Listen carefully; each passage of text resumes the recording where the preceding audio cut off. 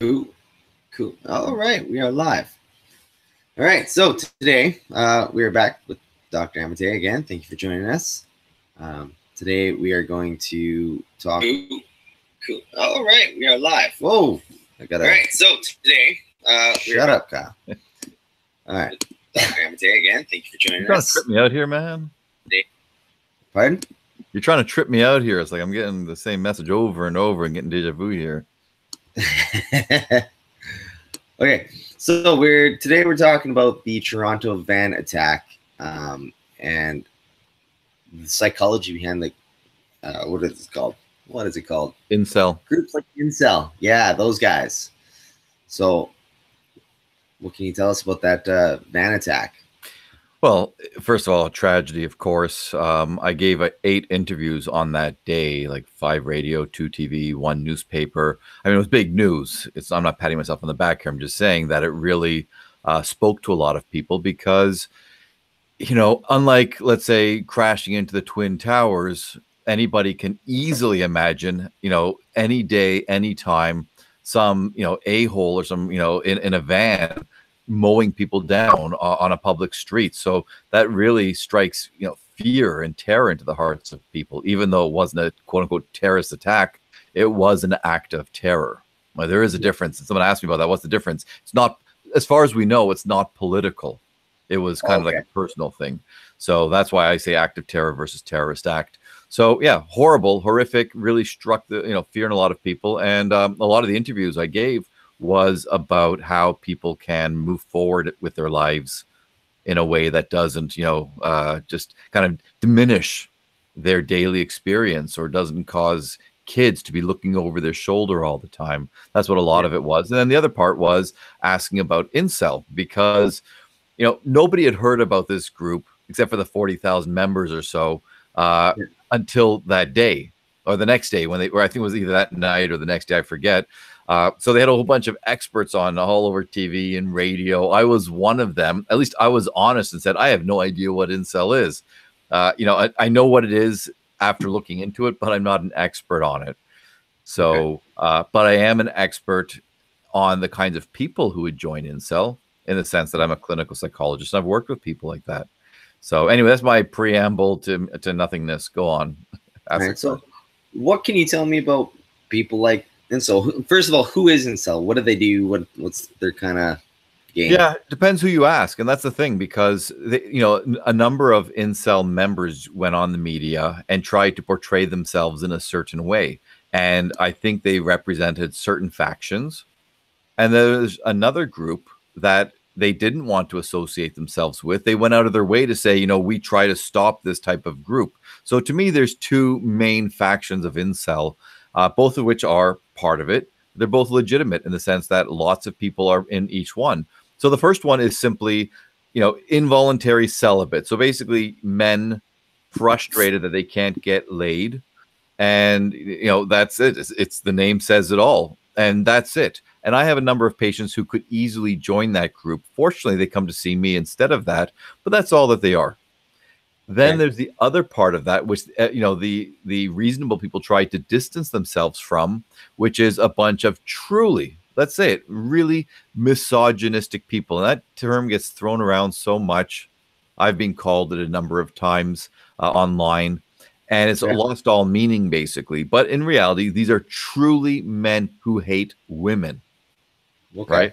And that's the other faction of it. And then there's something in between, which is kind of like they don't hate women necessarily, but they resent the hell out of them. They blame their own lack of success in the relationship world, but it's often correlated with other success, whether school or work, right? Or socially. They blame that on women. And I wouldn't call them misogynists because, again, I want to restrict that term to truly people who hate women. And I don't think all these people in the middle necessarily hate women, but they resent the hell out of them. And they probably hate specific women, but not women as a whole. Yeah. Okay. That makes sense. So then Incel was the guy who was the driver of the van. He was an Incel member. How did that correlate? Like, what was kind of the connection between the two?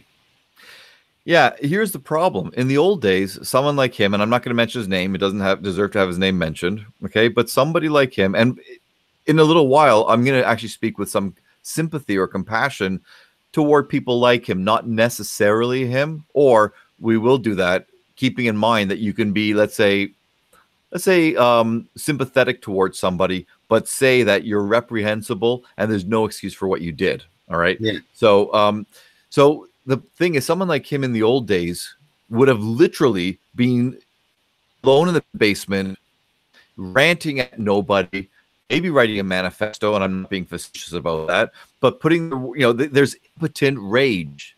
They feel helpless. They feel hopeless. They feel useless.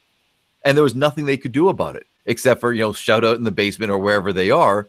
But today with social media, they find like-minded people. So you take that resentment, you take that anger, you take that frustration, and you rant with other people just like you. It normalizes how you're feeling. So you don't think, hey, maybe I could change certain parts of myself or my life so I don't feel this way. B, whatever you are feeling gets ramped up because when you're in groups, when you have extreme feelings and you're in groups with people similar to you, we know for a fact, science shows this groupthink ends up, pushing you off even further to the extremes. That's just mm, how human psychology works. So anyone who is mildly angry or resentful or frustrated gets pushed even further toward extremes. So, and then you also get rewarded. If you're really being a hateful asshole, or you're saying you're going to do certain things, or as in the case of this van driver, you actually do it, you get the sense of validation because everyone's like, yeah, right on. You're doing what we only wish we could do. And that's yeah. the problem with it. It really foments a lot of anger, vitriol, and sadly, in some cases, actually acting out on it. Okay. Hmm. So what else can you tell us about them? Like, how? Because it sounds like basically the formation of an echo chamber is Sure. well, Yeah, uh, it is. And, the closest echo chamber we could find, I think, and they may disagree with me, would be MGTOW, men going their own way. And I know that some MGTOW members are part of Incel, and I'm sure vice versa. And they may not like to be aligned with a group like this, but these are men. And here's again where we have to look at this with nuance, and that's why I'm so happy to talk with you because I knew I wasn't going to just give you a 30-second definition of incel and then that's it, goodbye. Want to explore it further with the complexity being taken into account that is relevant to this. So with MGTOW, with Incel, with any of these groups, like I said, we can have some sympathy. So let's say Incel. I'm going to talk about each group together. I mean, separately. So with Incel, the reason I said we can have some compassion is some of my patients, like I said, could easily go into a group like this. They are socially awkward. Some of them might have actually quite a few, and the van person was alleged to have this. I don't know, but they could have, let's say, Asperger's or high functioning autism. okay. Definitely a lot of social anxiety involved. There could be abuse in their childhood or even currently, and so that's where the sympathy or compassion comes in to recognize that the person wasn't necessarily born this way. They weren't born hating others or being resentful. Life experience brought them here. So, and again, a number of my patients fit into this category. And in a few minutes, we'll talk about what I do with them to prevent the kinds of, tragedies that happened. So that's incel. MGTOW, men going their own way. From what I know about them, do you know what could be, let's say, considered the modal member or kind of like the stereotypical member, what they've gone through? Usually some sort of like divorce, Exactly. sort of trauma related to relationships.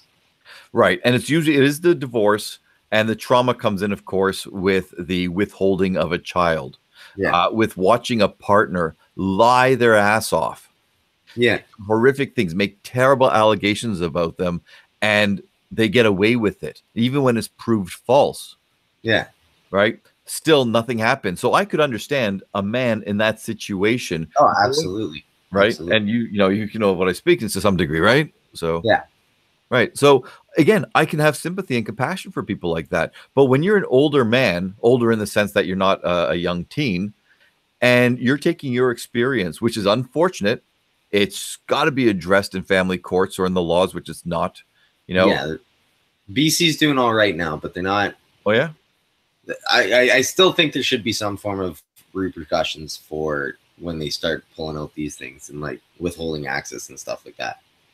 Yeah, there really should be. Shouldn't there? And withholding access, false allegations, things like that.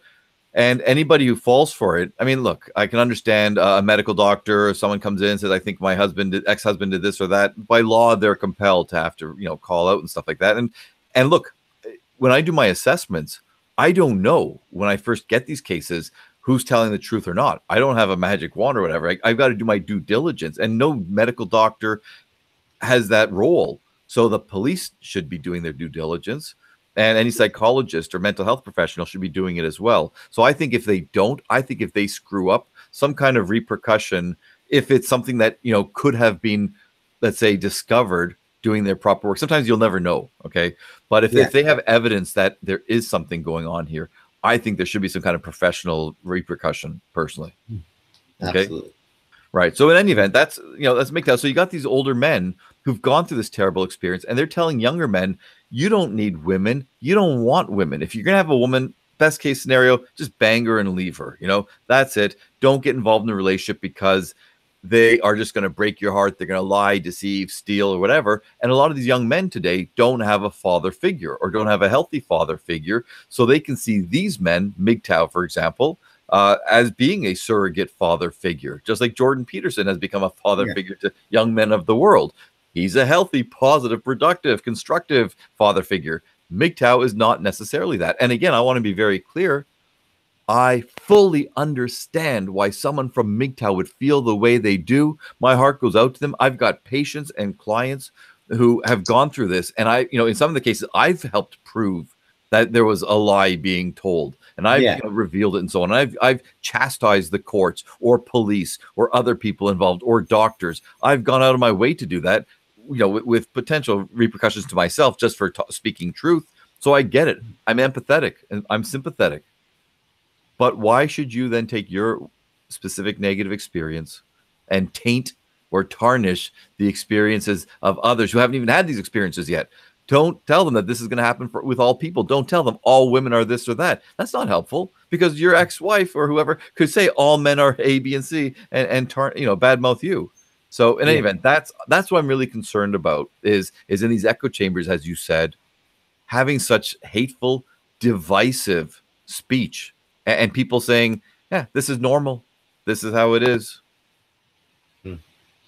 Yeah, I can really see how that would like drive people more towards the extremes, because it's almost as if it's like a really strong pull into a form of ideology. And I have to wonder if that's how these ideological possessions take place. I think to a degree it does. Now, here's the thing. There's a few more elements that is present in incel, MGTOW, and any other ideologically driven movement, which is you need a few things. First of all, you need a bad guy or a bad girl, okay? You have to have that. You have to have fear. You have to have jealousy. You want to make the members or the people that you're trying to manipulate, you want them to be afraid of somebody, right? You want to tell them they have what they have, not because they earned it, not because they're smart or good or whatever, but because the system is rigged against you, because you belong to the wrong group. This group is bad. And you want to tell them there's nothing you can do about it, buddy, but we can help you. Put your faith, your trust, whatever, money sometimes, into us, and we'll take care of your problem because you can't do it on your own and you deserve it. Okay? That cuts across every single ideological movement. I mean, there can be other elements as well, but those are the foundations of these kinds of movements. I don't see any parallels with what's going on in modern society at all. All right. And that's why I'm so happy to talk about this, because we can connect it to all these other bullshit that we're seeing. Yeah. So, well, right. That's really fascinating to me, because like you see that in things like postmodernist movements. You see that in like it's really just creating a devil and then propping yourself up as a savior kind of a thing. It's like the white liberals for. And if I can add one more element to it, All right, the whole part about the savior and everything. Here's the irony. Even though I'm saying that the message implicit in what they're conveying is that you can't do anything about it, right? You need to leave Yeah. it to us. The fact is, the other part of it, the last element that I was saving is, and this is where it ties back to my therapy with patients, is that it absolves the people, the victims, quote unquote, of any Responsibility. responsibility. Okay. And Mhm. again, that cuts across every goddamn Yeah. movement or whatever we see, identity So, politics and everything. so the basic gist is there's the bad guy. We can save you, and you're not responsible for anything in your life. Kind Yep. of.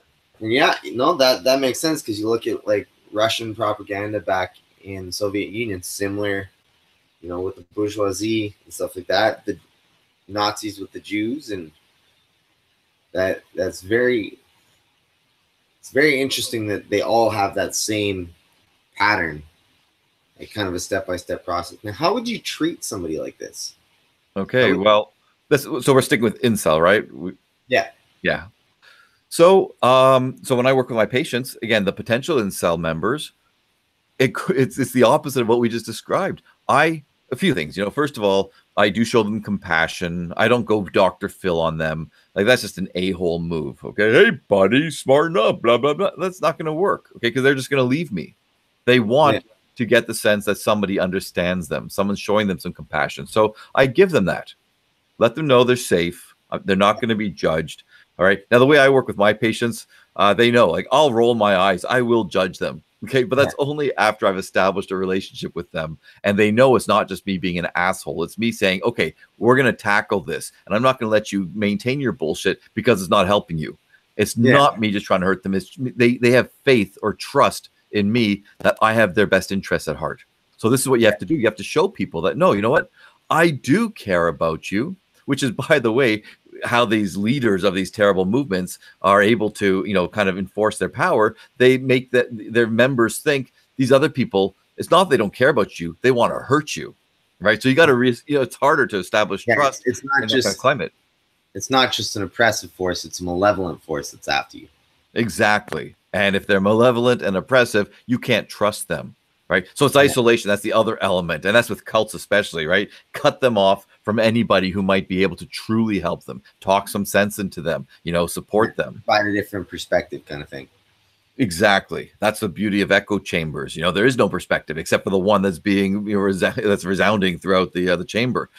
So, or resonating. So, so again, I have to establish that trust with them. Some people it's like right away, others it takes a bit of time. And then it's okay, let's look at what you are doing. And that's what that was one of the other things I was doing in all these interviews. I was explaining that's what I do with my patients. I want them to look at what they can control. You can't control that woman that you want, right? Well, you buy a pickup artist book, a PUA book, and they'll tell you how to control them and manipulate and, deceive them. But in reality, you can't really control a person. Well, you can, but most people can't control people. So it's what can you control in yourself? What can you improve in yourself? And the most important part of this is why you have to create such a safe environment, is that it takes a lot of guts, balls or ovaries, take your pick, to be able to look at yourself honestly and say, yeah, I'm a fuck up, or yeah, I did this or I did that. And to come from yourself to recognize that and not to be afraid to look at the truth. And I always tell them, I say, look, you're not going to like it. It's walking through fire.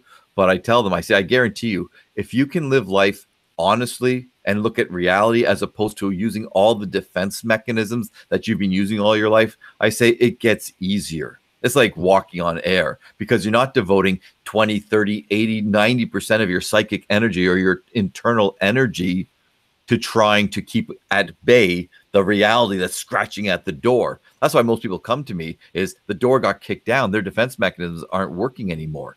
There's a crack, that in the facade, and they realize, oh shit, something's going wrong. Things aren't working out. Yeah, well, it's really difficult when the model that you have your worldview based around is like fundamentally wrong. Right. Like, yeah. So that factor alone being one of the main reasons why breakups suck so much. Right. Yeah. And that's the one area where, people come as close to being delusional without actually being delusional as you can be. It's like everyone else can see what's going on in the world, can see why this person was bad for you, or this breakup is better for you, or whatever else, but you're stuck in some other reality. Exactly. So anyway, so that's what I do. I look at them, and part of that though is, and this is again the other layer that I was looking forward to talking with you about, is that people today, those damn millennials, okay, people today have this belief that, and this is because of the apps. When the dating apps first came out, not online dating, but the actual apps, the swipe apps, as soon as they came out, and I've been through the whole system for the last almost 20 years, watching a lot of my patients and students go through the evolution of these different ways of meeting people. As soon as that swipe app came out, the first one, of course, Tinder, I said, oh shit. Okay. Yeah. I said, this is going to make people feel that there's always somebody else at their fingertips, which means that the person in front of them is not good enough. Or maybe they are good enough, or they might be, but I just want to check and see what else is out there. Swipe, swipe, swipe. And I deserve it. Yeah. I knew that was going to happen. And then when I was writing a book, which will one day maybe be published, I and my my research associates, we went out and spoke to a lot of people who were dating in this environment, and the excuses that they gave for dumping somebody, it was, I said, I look at them, oh my God, you're an idiot. I mean, they show me pictures on their phone. They're really hot. They're nice. They're educated. They got a good job. And yet you dump them because, and they'd give these stupid reasons. And the only reason that they were dumping them was they thought there was someone better out there than this person. Right. So I can understand an incel who, and again, there's a few other layers we're going to bring in. Okay. We're going to get to sex in a second. Okay. I love sex. I just have some bad feeling where this is going. I know where I'm going on my end. I'm afraid, where you're going to be going with that on that couch there. I don't know. I see a few stains on that couch. I'm a little bit worried here. It's an old couch, man. Secondhand. Don't judge. So in any event, yeah. So this notion that there's someone better with my own patients. I couldn't say this to the people that we were interviewing for my book, but I can say with my patients. I say to my patients, I go, "You're an idiot." I said, "You can't get someone better than that person. I know you. I know you better than your family or your friends know you at this point, and you're no picnic. You're no prize. You were lucky to have this person." And I try to let again, I do it in a compassionate, loving, way, but I want to bring reality to them and say, hold on to this person. Now, if this is a bad person, if it's not right for them, that's one thing. But when it is a good person, a good match, and they're abandoning them for some stupid reason, I try to get them to realize if you stay on this path, you're never going to find somebody because you're never going to be satisfied. You're looking for this mystical creature that A, may not exist, probably doesn't, and B, if they do exist, not going to be with you. Yeah. Right? Well, that's kind of one of those things where it's like you're only going to find the relationship of the quality that you're willing to make yourself. Right. Right. Yeah. And that's why I try to work with, again, it's all about reality. What are you willing to put in? What are you willing to whatever? And so with these incels, especially with my patients as well, same thing. They're looking at 10s. They're being resentful because they go to a club and these 10s leave with a male 10 or a 7 or a 6 or maybe even a 2 or 3, but that 2 or 3 has got a lot of money. I hate to sound cynical, but that is the reality. We know that. That's one of the ways that people earn other people's esteem or respect or whatever else is through money or something else or good job or some, good body, whatever else. So you have to lower your standards. And do you remember the Mad TV sketch, Lowered Expectations? No. Okay. If you go to YouTube and type in Lowered Expectations, Mad TV, it was a dating service, online dating service. So they have, it's a joke, but they have all these people doing their videos and then they put out there's like an ad. And it's hilarious. Okay. So I used to tell patients, like, I'm not trying to get you down to that lower level of lowered expectation. I just want it to be realistic. And, and you have to make sacrifices and you have to realize you're being unrealistic in your expectations. And that's a big thing, by the way, in therapy, just so you know, Carl Rogers, when he took transcripts of psychotherapy, he was the first one who actually recorded transcripts and published it for the public to say, this is what goes on in therapy. He found through that and through what's called the Q-sort technique, I'm not going to get into it, but he found that people would show the greatest improvement when their ideal self and their actual self became more aligned. And Yeah. the biggest thing was, it wasn't just to bump yourself up to this ideal. In most cases, you've got to reduce your ideal to here. Again, it's not to a lowered expectation, it's just to a realistic expectation. So this is what I do with my patients. And I try to show them, I say, look, there's no shame in being realistic. If you can find someone with a good heart or whatever else, that's going to last much longer than some beautiful person who has nothing behind them, no substance, whatever else. You're going to be really bored pretty soon, or they're going to, they're going to dump you for somebody else, and you'll always be anxious about whether you're going to lose them or not. So this is what I try to help. Bless you. I try to help, my patients see. And if I was giving a seminar to incels, I would say the same thing. And I would say there's nothing insulting or derogatory or even depressing about this. Living in the real reality is pretty cool, as opposed to living in some delusion. Yeah, reality's a hell of a lot of fun, I found. So let's enjoy it a little bit. Yeah. Okay, we'll get to sex. By the way, so you got your the followers and the bears and everybody there. Hi, da bears. I can't see it. I don't have that thing that you have. So I actually have to go specifically to the thing and mute the actual video that plays. So okay. So I got two different windows open. But I see. Okay, well, if anyone wants to throw out any comments or questions or whatever, it'd be, that's always fun. There was somebody who asked a question. Just give me just half a second here. Do the people like Incel get this way over time, or is it one major event that makes them this way? I'm assuming this is the resentful. Right. Yeah, I think Incel, it's over time because it's kind of driven them to believe, I've tried, I've gone out there, I've gone to clubs, I've, whatever, and they're just not finding success. So with Incel, it's going to often be a, kind of a combination of events. With MGTOW, it can be very easily, especially for the older men, one event. And I'm telling you right now, and again, I'm talking about here that I've seen women too, but I've seen people's lives ruined through a bad divorce, right? You go bankrupt, you lose faith in humanity. You take part in a system that's rigged, or feels at least rigged against you. Oh, I think we've frozen a second there. Yep. Uh-oh. What happened there?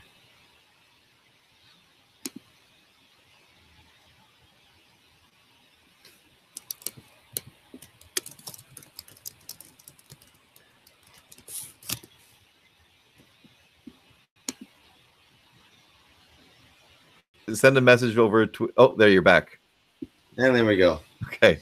Was I totally frozen? Because I was killing time while you were frozen. Yeah, you were just right frozen. They could see me. Oh. So where did I stop? Because I was just going on.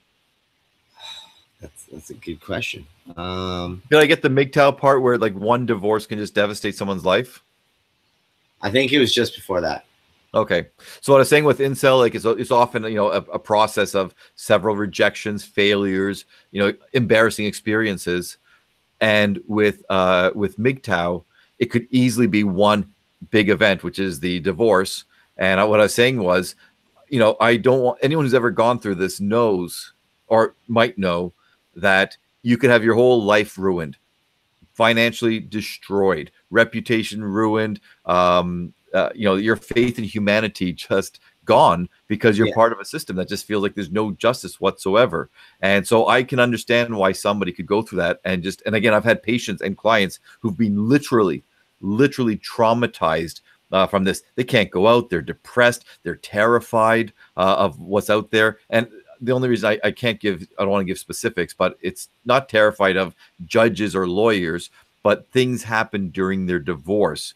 Some pretty nasty shit happens during their divorce, and that makes them literally afraid to leave their home because because of what happened to them, and they're afraid that could happen again.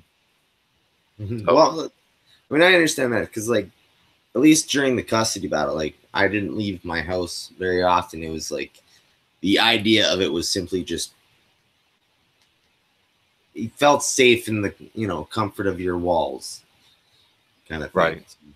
And unfortunately, reminding you that you're alone because you're not with the kids that you should have. And I keep saying divorce, but yes, the custody and access trial puts divorce to shame in times. Like that's where you feel like there's no justice whatsoever. Yeah, it's as you know, it can be quite traumatizing.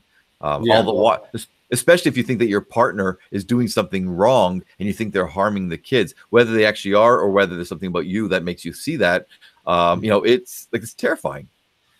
Well, yeah, not only that, like especially in the case of like custody battles, during the custody battle, you can go to the police and they'll just look at you and be like, "You don't have any orders. We can't do anything." So, yep.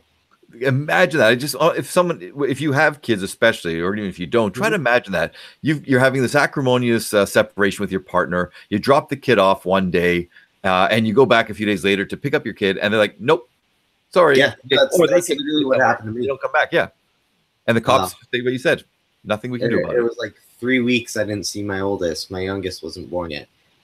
This was like right at the beginning of the custody battle, and like walked up to the house, dropped him off, went to go pick him up the next time.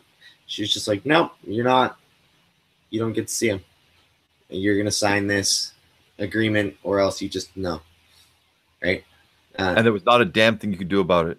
Went to the police. Yeah, I went to the police and just they literally said, "You don't have orders. There's nothing we can do. Sorry. Tough luck." Yeah, and the other part of that, and I don't know about your supports at that time, but people who haven't been through it or don't know people who've gone through it, they start questioning, like, really? Could that happen? Come on. And they start, that you start questioning yourself. Maybe, I don't know about your situation, but I've seen other people because nobody believes them. They don't believe it could happen. They're thinking like you must have done something wrong. This is Canada, for God's sake, or the States, or wherever it is. These kind of things don't happen. Yeah, legal kidnappings do happen. Oh yeah, all the time. Yeah. And like not only that, typically your support system doesn't want to be around some miserable separating person. Right. Well, they do at first, right? What? At first they do. They invite you out, but you're not into it. You feel different, right? And then you're miserable all the time for obvious reasons. Right. So Bill asked if it's more, I'm assuming this is with the incel guys, if it's more embarrassment or uncertainty when it comes to the women. I think that's what he's referring as to what drives them to become incel. Yeah. Yeah. I don't know if it's more one than the other. The embarrassment. So let's look at each one. Embarrassment. It's you're afraid of social judgment.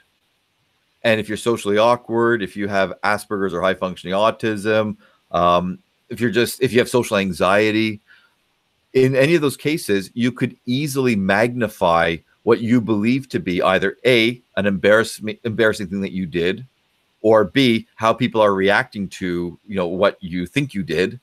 And C, sadly, you play that out in your mind over and over. Unlike other types of anxiety, or phobias, again, each of my answers is going to go off a little bit of a sidetrack, but a tangent, but it's all related. Yeah. If you're afraid of elevators, I can get you on that elevator. I can teach you how to withstand the discomfort of the elevator. And once you're out, you go like, hey, I made it. I survived. For some people, that's sufficient. Well, usually you have to do it a number of times, but that's enough to, to rid them of the phobia. You're basically reconditioning them. And that's all it takes. Exposure, exposure, exposure. When it comes to social anxiety, and the reason I'm saying this is because people give great advice, which is really shitty advice. They think it's great. They don't understand that for someone who's socially anxious, if they expose themselves to a situation like going up to someone asking for the phone number, or like I do these techniques with my patients as well, asking for directions. Hey, that book that you're reading, do you like it? Any type of kind of interaction where you're not trying to get their phone number. You're just trying to kind of inoculate yourself to the fear and the uncertainty that Bill mentioned, right?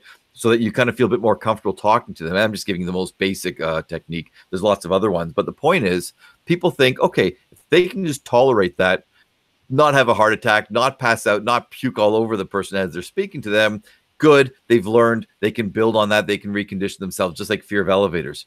It ain't that simple, because once you're done, that person, when they go out of that cafe or wherever it was, they're replaying that event in their head, and they're distorting the hell out of it. Right. Yeah. And that's this, and it's crushing them. And it can, like, I've had patients where they just get depressed after doing it, because again, that distortion, you don't distort the elevator thing. You might distort how afraid you were, but that's it. With this distortion of this embarrassing situation, or what they think is embarrassing, there's that judgment again. They feel shame and being ridiculed. So that's one part. And for many people, that's it. Like, that's enough to keep you off of dating for life, and so you become incel. The uncertainty is part of that as well. That's anxiety. Anxiety is uncertainty. You don't know what's going to happen. And I always say this to my patients. It's like, I can't guarantee what's going to happen. In some cases I can, in many cases I can, but I don't know if they're going to pull it off or not. I don't know if the other person's going to be nice, kind, if they're going to roll their eyes, make them feel like shit, reject them, make a scene, right? So that uncertainty in the moment is terrifying. And then there's the uncertainty later on of what's going to happen. What if I ever do actually get this person? A lot of my patients are virgins. Yeah. They know I'm, 18, I'm 20, I'm 25. I'm a virgin. As they get older and older, they know the chance that the woman that they're going after is a virgin is close to zero at this point. So now they're terrified of, oh my God. And in the old days, worst case scenario, they look at you funny, they say some terrible comment, and it's over. In today's world, they're tweeting it, Facebook status, disappointed. Yeah, and then they'll show a picture of you, why they're disappointed. Like, the potential blowback from some nasty people is huge. And I promise we're going to get to sex. So if can I take it one step further, Kyle? Sure. Okay. Unless you want to chime in before I bring in my next point about that.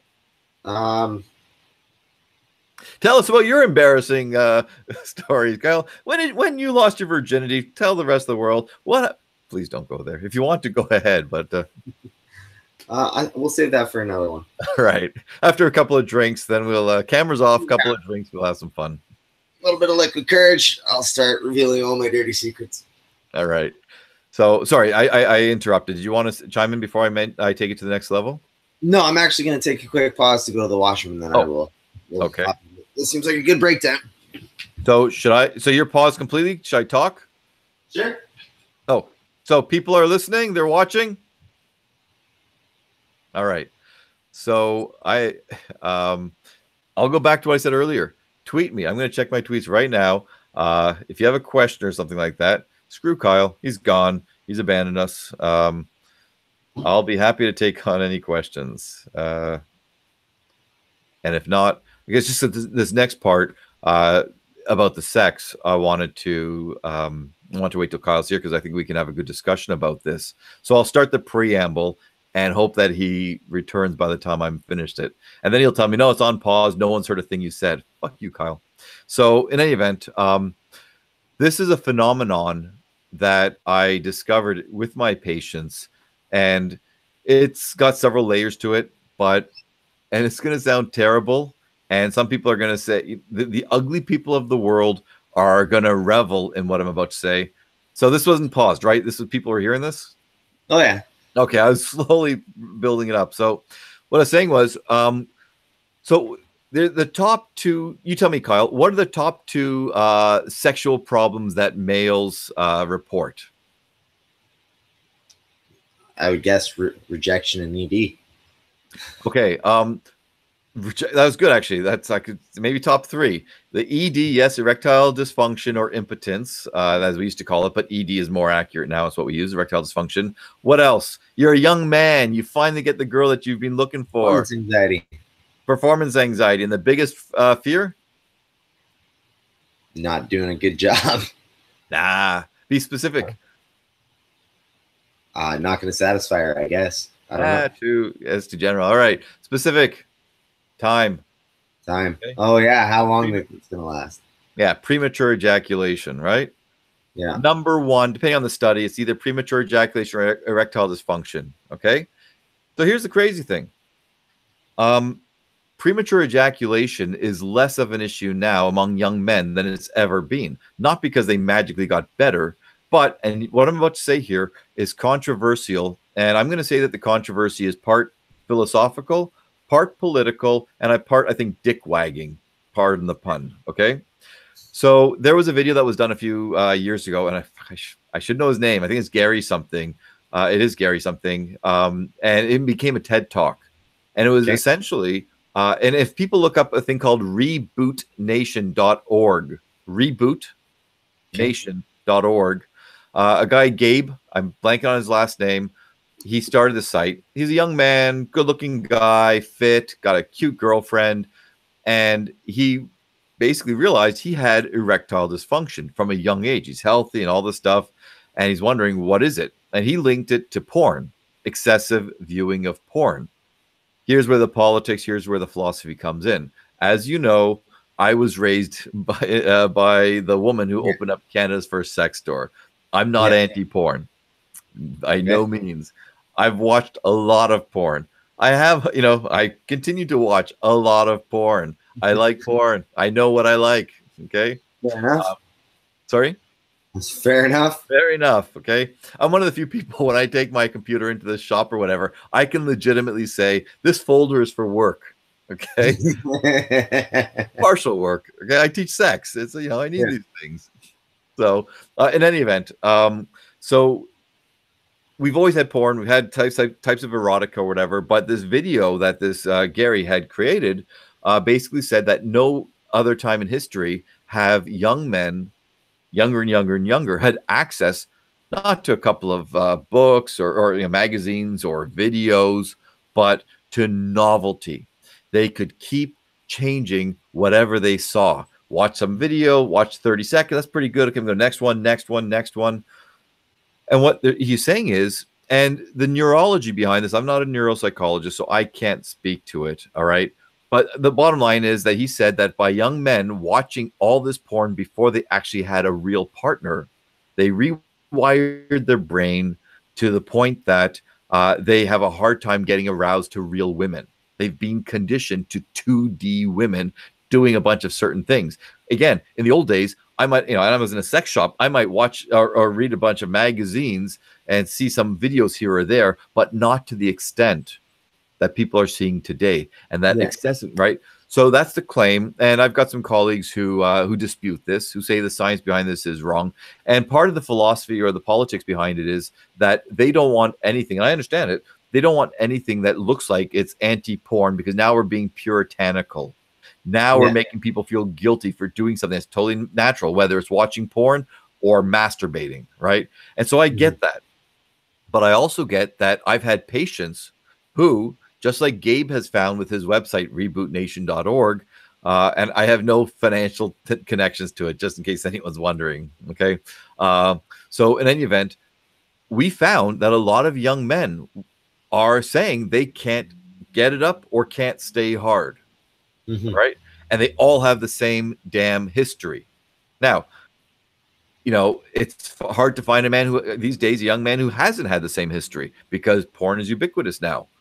Yeah. And with young women, there haven't been enough studies where they've looked at the effects of porn on women. So, I mean, they've done a lot of studies looking at the effects of porn on women, but they haven't found this finding that women's brains seem to be changing. And one of the ways they change is that I don't know if you read this study, came out a couple of years ago, where they showed that men who watch porn excessively, now definition of excessively, I forgot what they used, but that they had less gray matter in their brain or in the prefrontal cortex. So they're dumber. Gray matter is the stuff that, that's where the neural connections happen. So, it's possible that this is dumbing us down a little bit. They do have, sorry? Oh, I'm just saying, interesting. Yeah, it's scary as well. Now, it's only a few IQ points. It's not like they're becoming, totally deficient, but, there is less gray matter.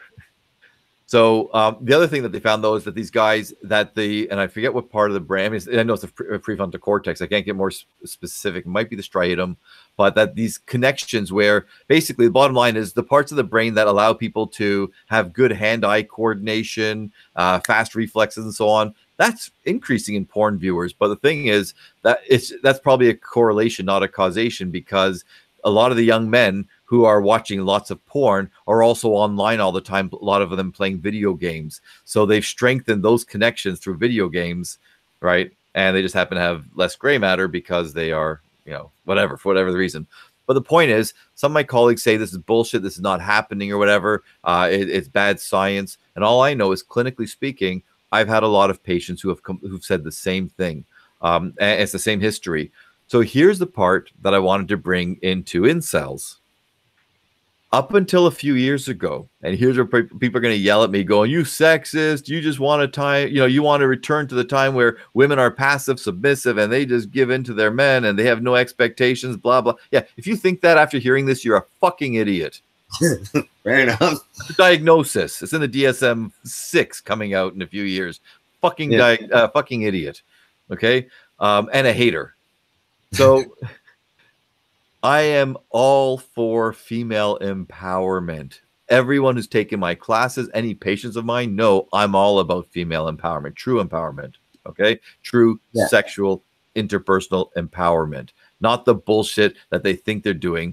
Giving a bunch of guys blowjobs and you get no pleasure out of it yourself. Having guys record you and giggling while they're doing this. Having a boyfriend who has you give blowjobs to 10 of his best friends or whatever. Having guys come all over your face and giggling while they're doing it. That's not empowerment. All right, I'm not into that. I'm into true empowerment.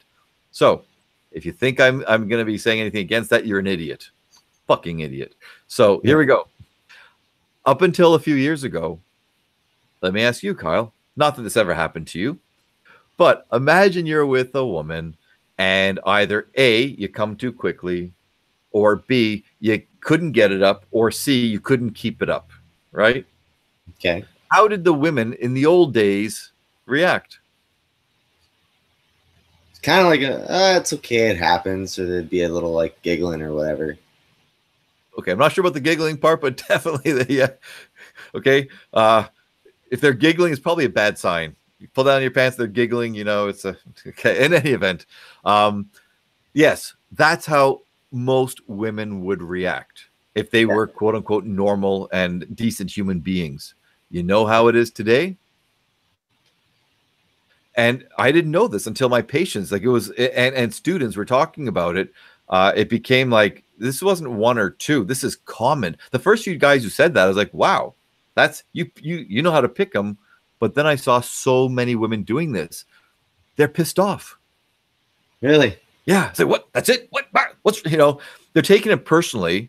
It's like, yeah, I know you're telling me it's not me, but, fuck you. And they're getting upset. And then they start laying ultimatums. Next time, you better be able to. Jesus. And I'm telling them that, yeah, as a clinician, I know that that's literally the exact opposite of what they should do in order to help you perform, because performance anxiety has anxiety in the name. Anxiety is heightened when you're afraid of some repercussions. If I don't perform now, she's going to dump me. Yeah, no shit. That's the fastest way to be like lose a boner. Holy shit. And it's happening. So if anyone types out there says, A, he what does he want women to whatever be passive and say, oh, that's okay, you're still my God. I'm not saying that, but be smart. If you're trying to have a good time with, sorry, be compassionate at least. Yeah, be compassionate. Have a bit of compassion. It's not about you. All right. It's not as if there's like a multi-billion-dollar wiener pill industry that has been running for like people are like, we gotta fix the boners, man. This shit has to. Yeah, and Viagra, look, women, Viagra, it doesn't give you a boner. It's just a vasodilator. If you have the boner, it allows the blood vessels or it widens the blood vessels, makes it easier to get an erection, and it keeps the erection. Even if after they come, the blood is still in the penis. But that doesn't, if they can't even get it up because they're goddamn anxious because you put the pressure on them, it's not going to work. And so I've worked with men, I've worked with their partners and everything like that. And so anyway, this is how it ties to incel. For these men who maybe did have some success before becoming an incel, you have a terrible experience like that. It's really easy to say, yeah, women are bitches because, they weren't compassionate. They mocked me. They made me feel like shit and whatever. So this is kind of feeding into. Couple. Sorry? Especially if you have a couple of experiences like that. Yeah, exactly. And that's it. It's not just one anymore. It's a couple. So it's very easy for these guys to become MGTOW or incel. And I'm not blaming, here's where people think I'm an asshole. I'm not blaming women. I'm just saying, if you are contributing to the problem, own it and try to change. Should you ever let some guy mistreat you? No. No. If he has an orgasm, should you expect an orgasm yourself if you're capable of doing them? But Yes. yeah, it's sexual currency. Exactly. So if you still somehow think that I'm trying to deprioritize you or put you submissively or on a different level as a dominant male, you're a fucking idiot. If that's the message you're taking from all this. Yeah. So anyway, so that was the thing that I wanted to bring into it, that no one or very few people seem to be talking about, the whole incel movement, this whole shift in how women are now acting with their men. Plus, and this is a good thing and it's a bad thing, in the past, a woman couldn't admit that she was watching porn, or it was harder to admit that she had watched porn, right? Mm-hmm. So they couldn't say, hey, by the way, that's not what I saw. Or, hey, you lasted 30 seconds. Sorry, the minimum time is whatever. And it's not, in the old days, a guy could say, okay, these are experts. These are porn stars, right? You don't expect me to act like a stunt man or whatever. These are special performers. Well, most porn these days, if you look at proportionally, is not well, I don't know if it's most, but it's not an expert necessarily. A lot of it's amateur porn. So they can say, no, they're just like you and me. So why can't you perform like this? Well, for somebody to take a video of it and to knowingly put it online, you're not a normal person. You're king of the hill or queen of the hill. You've got so you've been around the block a few times and you know what's up, right? And you're confident enough to put it out there, right? Or even if it's to perform in front of your buddies or in front of other people, if you can do that, then you obviously have the confidence. So they're not the standard, they're not the norm, they're not the modal sexual person. So for someone to use that as the benchmark, that's unrealistic. But a lot of women are doing that, just like men who are so stupid to think, oh yeah, my partner should want to act this way or dress up like that or whatever else, and let me come all over their face, and like it goes both ways basically. Yeah, it's not exactly like porn is the best place to learn what human sexuality is really like. Yeah, not by a long shot. I remember, I think I was reading or listening to this quote. It says, oh God, what was it? Oh, I think I'm losing it too. It's like what looks good does not necessarily feel good, and what feels good doesn't necessarily look good. Nice, pithy, and I agree. Yes, yeah, and people have to understand that, and everyone's got their own desires or impediments to having their desires or whatever, and so you got to be flexible enough and attuned to your partner enough to be able to see what works best and to find that synchrony with each other. And there's a word, it's called I think it's entrainment. I should know this is an exam question for but it's someone, I'm terrible with the guy's name. I want to say it's maybe David Lay, it might be somebody else, but entrainment basically is when you're with your partner and you kind of you block out the world. You have that moment. It can be a couple of seconds, but time is lost. You're in just pure ecstasy, right? Yeah. And so that's a condition that they found. And yeah, it's just you lose yourself to that partner, and it's the most beautiful, wonderful thing. So it's not going to happen every time, and you got to know your partner and feel comfortable with them and everything to be able to achieve that. And it's hard to achieve when you feel anxious. Well, that right there is one of the big arguments for relationship, like having sex in the confines of a relationship as opposed to one night stands, is you won't get those really intimate, really connected moments just by banging strangers, all the time. And all the studies show that. All the research shows that. And that's what I do with my classes and with my patients. Here's the rub, right? After being with your partner for a certain number of times, you habituate to them. That's why the porn's so important, because it's novelty. It's always a different person. Every time, if you watch the same porn video over and over and over, even if you have your favorite one, right? Oh.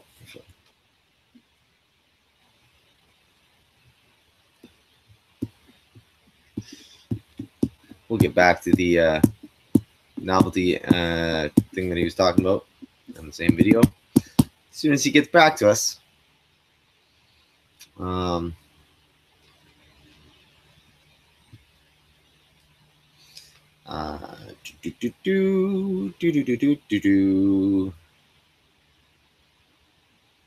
kind of puts me on the spot here. Like, should I grab my guitar? Or hopefully he comes back soon. Unfortunate that he froze like this again, but I'm not dropping him. I just have a shitty computer, okay? And yeah. Hey, veteran, how you doing? He will be back, I'm sure, because we had a lot of stuff to still talk about.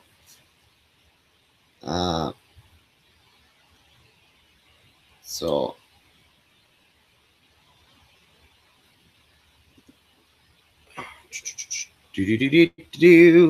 oh, you must be leaving and coming back.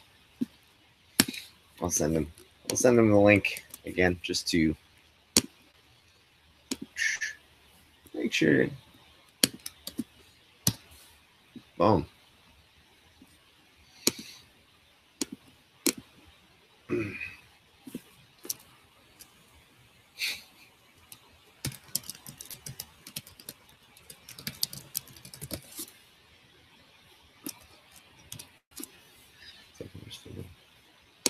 All right, yeah, so he did lose connection. So I can just do that.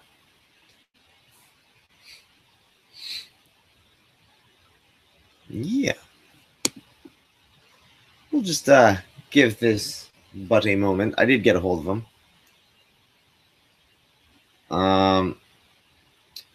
I lost my cherry at 14. So a little weird that you're asking me there, Jester. But, you know, if you wanted to get into it. I'm back, by the way. Welcome back. Thank you.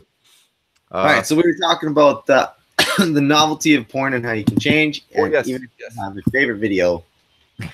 Yeah, freeze. I mean, the only time for some people, you know, there's a real nostalgia to a video, and you might be able to get aroused every single time. That's pretty rare, though. Normally, it peters off, whether it's a video or whether it's a partner.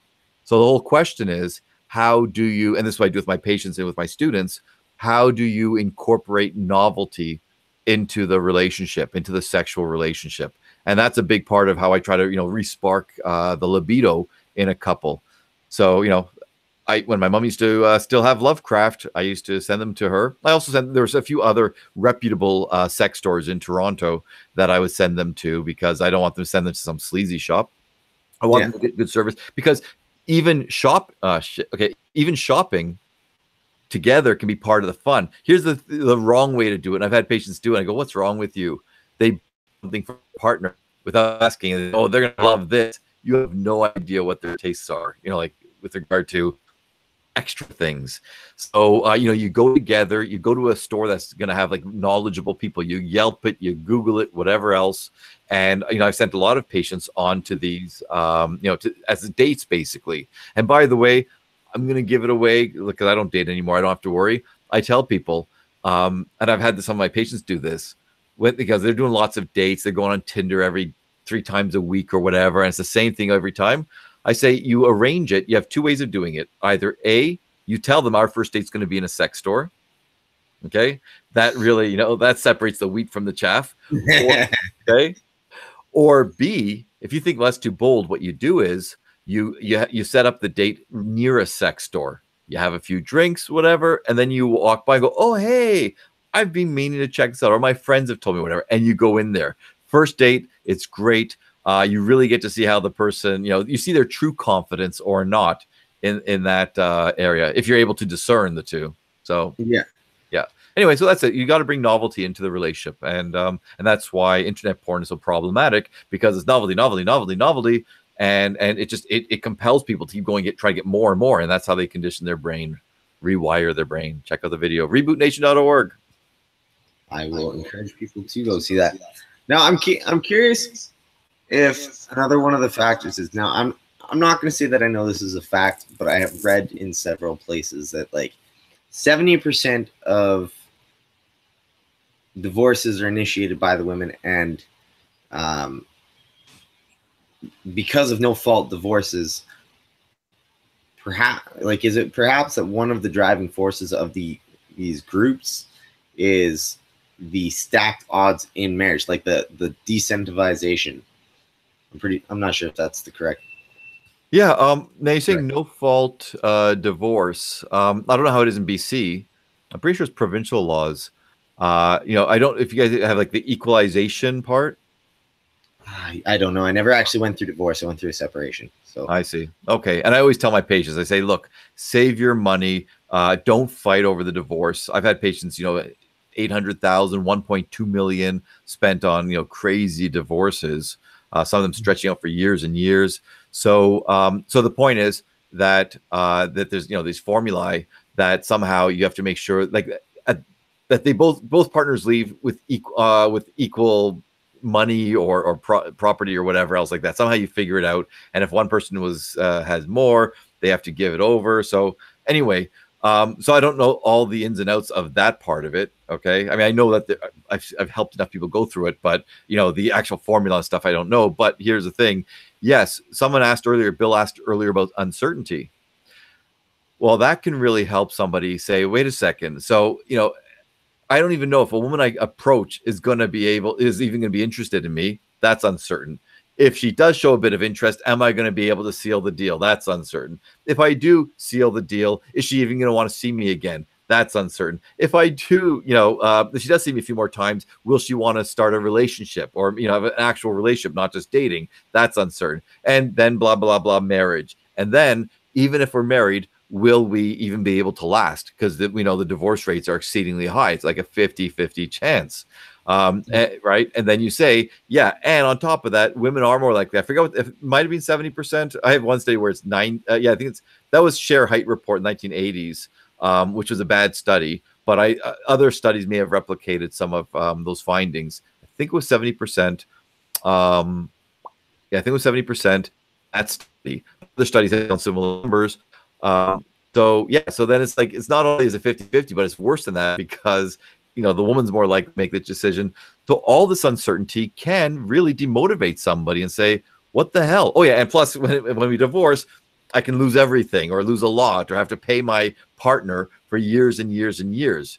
yeah, So right, again, I don't know how it is in BC, but I know in Ontario, I've seen a number of cases where it's like, wow, you were with each other for a certain period of time. It's usually got to be pretty long, right? Even if there's no kids, you as the man are still paying a lot of support to somebody for the rest of their life unless they get married. And why would they get married if they get two incomes coming in? Keep your idiot ex-husband and the new guy. yeah. And I it's funny you say that. I knew a guy who was going to be paying, I think it was something like $3,800 a month for the rest of their lives, like whoever died first. It's like, holy crap, did he fuck her so hard that she can't work again? Like that's yeah. I've seen cases like that where they get these, not even psychologists, but they get these therapists or whatever to claim, oh yes, this person can never work again, or they can only work part-time or whatever else. yeah.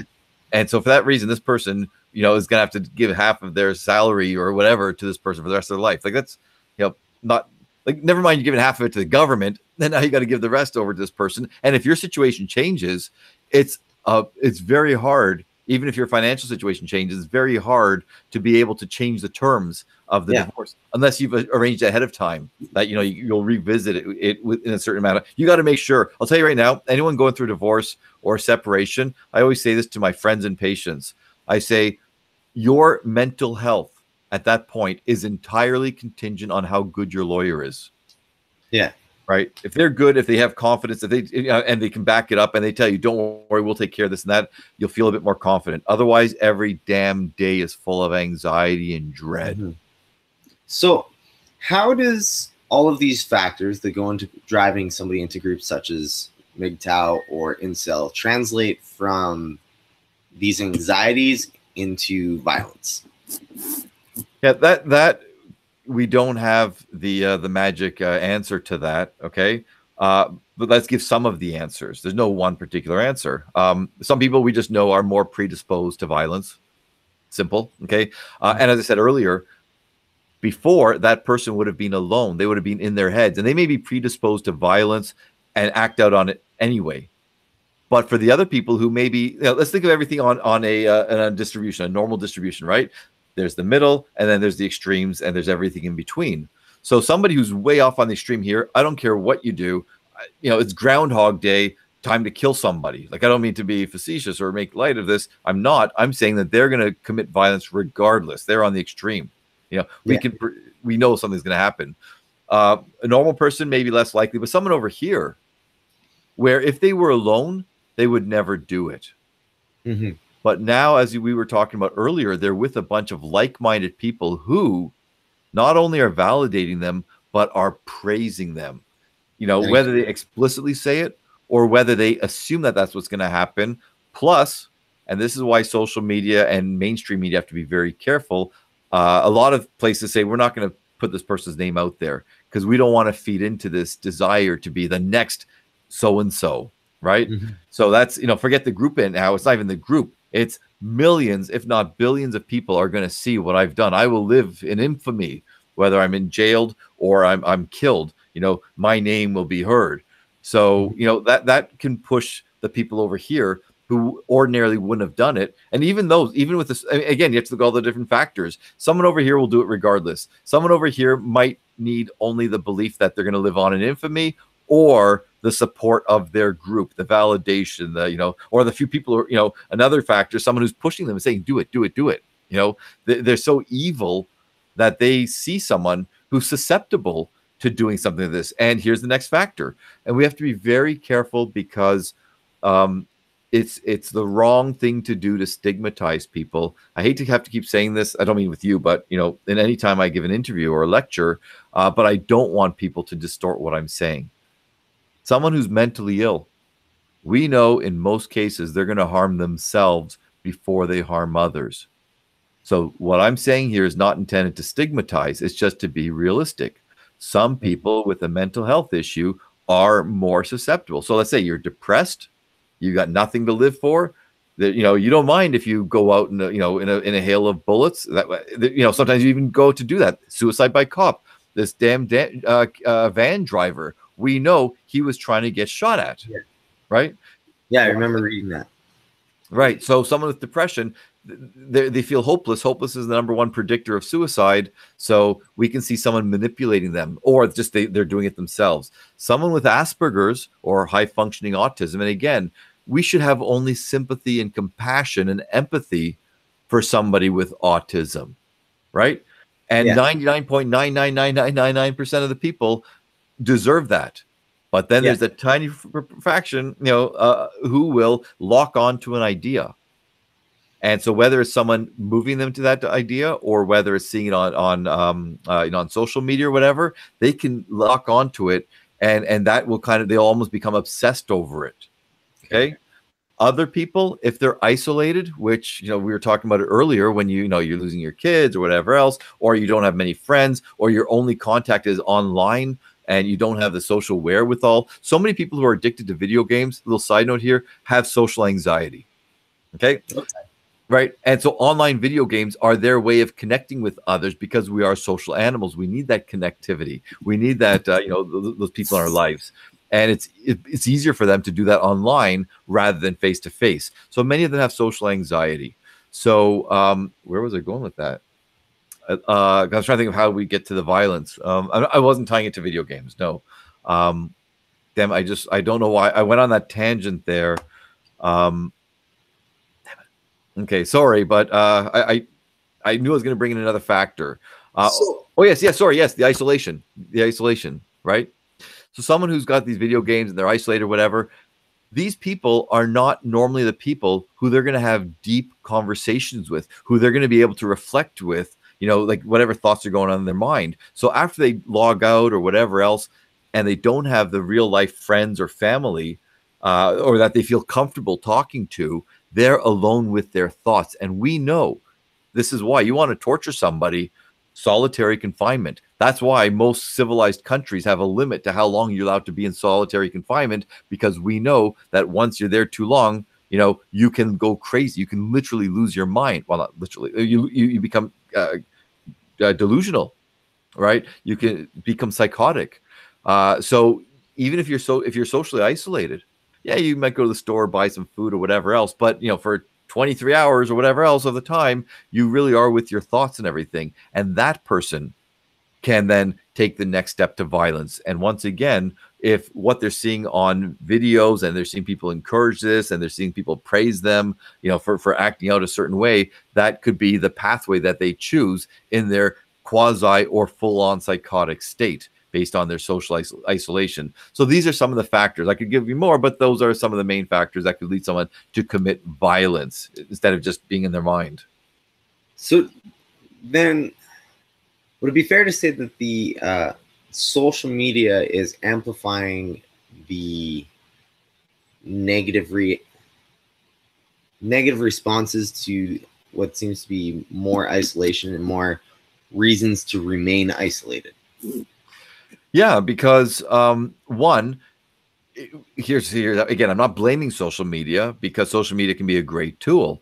Yeah. But one, if you have social media in the old days, after a while, there's only so much TV you can watch, only so much radio you can listen to. A lot of people who are, we'll use the distribution again, whether they're lonely, whether they're depressed, distressed, anxious, whatever, if they're not too far in the extreme, they could, after a while, say, fuck it, I'm done. Like, I can't watch TV anymore. And they could, go outside. I'm not talking about the extremes here. I'm talking about people who are mildly depressed or whatever. That could help kick them into gear, or they go call a friend or whatever else. Now with social media, on one hand, or point A, they could entertain themselves all fucking day. YouTube, you can be there forever. B, video games again, like you have this illusion of a community. Now, some people be angry because they go, it's a real community. Maybe it is. But guess what? Our evolution over hundreds of thousands of years did not include video games. Yeah. To be a fully functioning person, we are social animals. We need that real face-to-face social connections. Our brains respond differently when it's face-to-face. Our oxytocin gets triggered. This bonding hormone. Dopamine. It's not actually dopamine. Serotonin can have, like, all these different neurotransmitter responses happen face-to-face differently in most cases than online, for example. So that's another way. And then the third way, as we were saying earlier, is we see, these people see these actions and they see it glorified. They see the responses and everything. So all of these, yes, can contribute to a greater sense of isolation, greater sense of loneliness, a greater sense of helplessness and hopelessness. And all of those can funnel into, either hateful thoughts or hateful actions. Yeah. Yeah, because it seems to me that these, like, interesting problems that are popping up, like, we have a bunch of echo chambers going on. We have things like the rapid onset transsexual. Rapid onset gender dysphoria, ROGD. Right? So we're having things like this that are popping up. It seems both by isolated people with these echo chamber, for lack of a better term, just echo chambers that are found within, the pockets of the internet.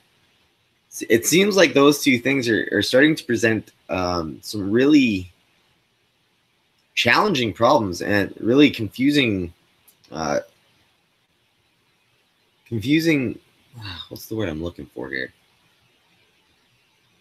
Confusing changes to, like, how we are interacting and our responses to the world. Oh, for sure. And,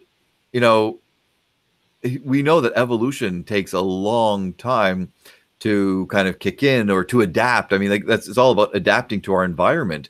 And when our environment changes as dramatically as it does, we should expect that ourselves as an individual and as a species are going to have a hard time keeping up. Mm-hmm. We have no idea what's going to happen in the next few years with all this. And I really, as you say, the social media, these phenomena that people are finding, isolation, and again, don't ever discount the social rewards. As humans, that's what we're built for. We want the healthy person seeks rewards, avoids punishment, or avoids negative experiences. And people truly are getting rewarded by going to these places. I don't think you and I talked about this before. Damn it. How did I forget all these names? It's Anna. It's Anna something. Fuck. Anyway, people can Google it. These are websites devoted to anorexia. Okay. Okay. To me, this before ROGD, this was the number one scary thing for young girls, because if you go to these websites, anorexic websites, they glorify it. All right. Yeah. And these are unhealthy behaviors. So the brain, the teen brain or the young adult brain is still developing. It hasn't fully formed. And you're getting these influences. And once again, unhealthy behaviors are being praised and encouraged. And if you do it, you're part of a community and you're not really isolated because you're part of this group. And it's the same for rapid onset gender dysphoria, same for incel, same for any, unhealthy organization. It's all the same. And that social reward is huge because we're social animals. So could that be driving what seems to be, or could that be driving the increased polarization as well as what seems to be more ideological thinking on not just like left, but just kind of everywhere? It seems to me that there's this very, very pronounced presence of ideological thinking going on. And I'm wondering if social media is amplifying this aspect because we don't have quite the, we don't have the same interactions like you're just explaining. Yeah, I think social media does. I think that, and this is speculation, not just out of my ass. I mean, there's a reason for what I'm about to say. We're being flooded with so much information, right? And social media is part of it. And a lot of it's good. It's like, the internet allows us to have things at our fingertips that we never could have discovered before. So here's the one thing, we can't delay gratification, or there's no need to delay gratification. You can't, don't have to go home and check out the encyclopedia or go to the library, whatever. You find it right away. Okay. And that, I don't know if we talked about this before, but the ability to delay gratification is the number one predictor of success in the world. Okay. Or in life. Yeah. Okay. We spoke about that on my talk about the kids. Okay, so yeah, that's right, exactly, because you did the marshmallow test. You knew that, right? So right, so people aren't developing that that process as much as before, and so they're not whatever that delayed gratification, whatever it did neuronally. Okay, because it's not just psychologically. There's actual structure. The structures get affected by this. Okay, so whatever that the absence of that, whatever it's doing, I believe is making people less capable of processing information in a nuanced fashion, being able to tolerate discomfort, being able to step away from our emotions and process things intellectually, logically, and rationally. And part of that is not just the delayed gratification, it's the influx of all the stimulus from a young age. And our brains just can't handle it. Our brains are supercomputers, but we're overloading it. And there's just way too much information. People aren't taking the time to process properly. So guess what? When you have all this information coming in and you can't handle it all, you got to start looking for shortcuts. The brain does this. These are called heuristics. And when you talk about these ideological groups, now we're no longer looking at issue. The shortcut is this type of person, and we assume this type of person must believe this, must get involved in these kinds of issues, but we see them as monolithic structures. Yeah. Okay? So that's where we get the left and the right. It can be up, it can be down, it could be black, it could be white, however you want to frame it. People are being lumped into these groups and they're joining these groups because our brains just can't handle. I think we can, but kids aren't being trained to be able to handle all this information. And it's not so much the logical, it's not just the logical, it's the emotional. It's not being able to tolerate the stress, the anxiety, all this uncertainty, even feeling like kind of feeling depressed or distressed over all the the ills of the world that we can see easily. I don't want to say it, but I'm still being haunted by this one video I saw on Facebook. I'm not going to say it because I don't want to bring everybody down, but you know me, I do all these assessments for Children's Aid. I've seen the worst of the worst. I've seen, I've come face to face with evil. I've seen what the evil people do to others and their innocent victims. But this video, it was so disturbing. I've seen beheading videos, stuff like that. It's disturbing, but I can handle it. Okay. Yeah. I've seen some horrific videos. This one, again, I don't want to get into it. I'll tell you offline what it was if you want. But again, I just don't want to depress people. Okay. But that video, seeing it just really, it shook me to my core. And even a few days later, thinking about it, and this is somebody who can compartmentalize, right? Mm-hmm. To the point that I can face evil and not miss a heartbeat. Okay. And I'm still shaken up by that. So imagine kids from a young age being exposed to all this. The emotional overload that they're going through is preventing them from being able to, again, process this information at the level of complexity that they need to be able to do, to be able to see issue by issue by issue by issue, person by person by person, rather than thinking one person, one group, all these issues. Yeah.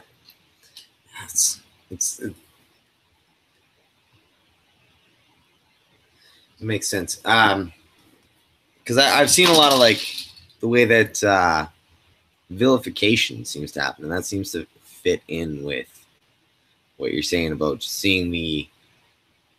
not seeing the nuance. So, because I remember a quote where it said that evil is the intentional removal of nuance from something. Oh, okay. From discourse, or I'm just throwing that out. From discourse, it's the intentional. It's like the saying that, like, on average, whites have higher IQs than blacks, but when you look at the bell curve, it doesn't really matter because the edges are the only place that it actually matters, kind of deal. And then somebody going, that's racist. It's like, well, no. And this is why, like when you take away that nuance, it creates the opportunity for the vilification. Yeah. Kind of place. Right. And if you think about it, the vilification, the piling on, the seeking out things to offend people, to me, and Jordan Peterson talked a lot about this. I think this is why it resonated with people, because a lot of people felt this way. I think they just couldn't articulate it the way that he did. And I've been saying this for years before Jordan Peterson said it. Before he became popular. Okay. So it's not like I'm jumping on the bandwagon. I've taught this for 17 years, assholes. And he's the one who gets famous. Exactly. Fuck you all for supporting him. Anyway, so I have no doubt that this vilification, especially, and all this other stuff that SJWs or righties, like anyone on the right or left or anywhere else, that they're doing, besides what we just said about the oversimplification, but it's the same as any good addict. You paused again. Did I? All right, so I'll keep. Uh-oh. Oh, there we are. You're back. All right. So, we were saying the vilification, right? Yeah. What I was saying was it's just the same as any good addict, in the sense that we know that for many people, not all, especially when it comes to painkillers, narcotics are the one exception. Aside from narcotics, in virtually all other cases that I've worked with of addictions, we know that it's not the addiction per se, it's not the substance, not the behavior. That's a sign of something deeper, right? But one of the things that people do is again, as long as it's not a chemical thing, but even chemical as well, it's a flight from anxiety. Mm-hmm. Feeling meaningless, feeling worthless, feeling anxious all the time, whatever is your poison that makes you miserable, that robs or detracts from your quality of life. The addiction distracts you from it, takes you away, wraps you up in it. And I truly believe that the vilification that we see going on, attacking other people, saying how horrible they are, and just waiting for this, that's a way to distract people from the meaninglessness of their own lives, the dissatisfaction, whether it's because they know they're never going to have a serious relationship because everyone just wants to hook up these days, it seems. Okay. Whether it's like, wait a second, I'm the only person who didn't, on Facebook, who hasn't posted the greatest pictures ever of this excursion to the Himalayas because everyone else has done it. Whatever it is, whatever people think they're missing out on, whatever purpose, goal, or meaning that they think is absent from their life, instead of trying to tackle it, instead of trying to do something about it, they externalize. They look for people to vilify, to trash, or whatever else. And that's a total distraction from their own crappy existences. I have 100%. I mean, that's not everybody. Some people are just evil assholes. But for many people, that's what motivates them so powerfully. Yeah.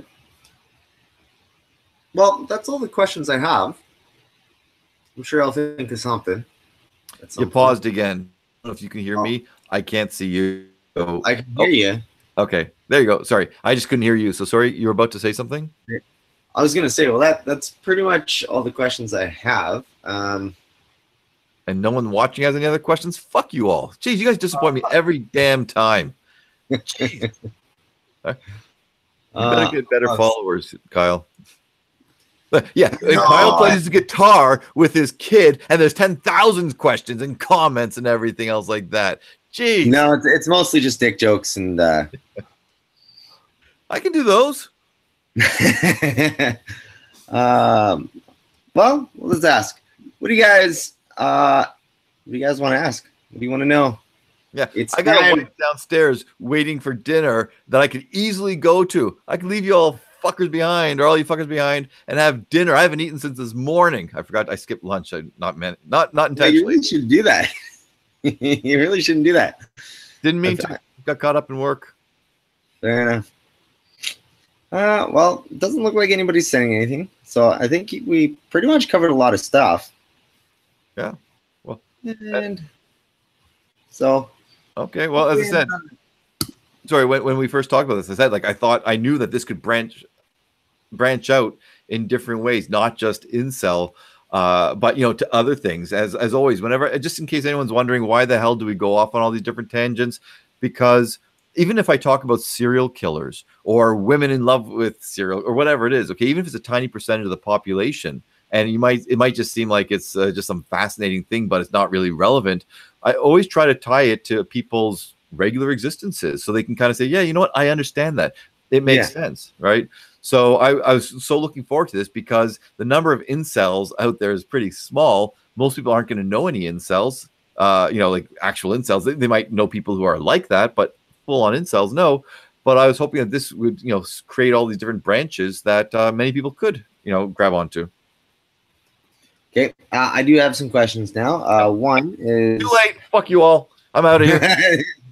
Flip the table. I'm out. How do you engage with somebody who looks vulnerable? Who looks vulnerable? Yeah. Can they clarify what vulnerable looks like, or what kind of vulnerable they mean?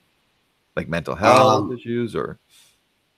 That is a good question. I would say for somebody who is looking isolated or perhaps starting to like isolate, or starting to like get antisocial. Okay. Like a teenager living online kind of thing. Sorry? A teenager living online, somebody who's semi-autistic. Yeah. Well, it's first of all, make no assumptions, right? Because as soon as you come on with a demeanor that suggests, like, that something that either they don't know or that they don't feel or believe, they're going to shut you out. So you go with no assumptions, no judgment. The first step is just, hey, how's it going? Just talk to them, like baby steps, Yeah. It's you got to look at the long term, because otherwise, there's two things going on here. The video games, you're frozen again, but you can hear me? Yeah. Sorry. Okay.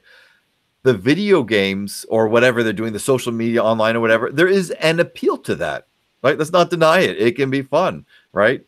So you're competing with that. And sorry, you're not as interesting as that, probably, number one.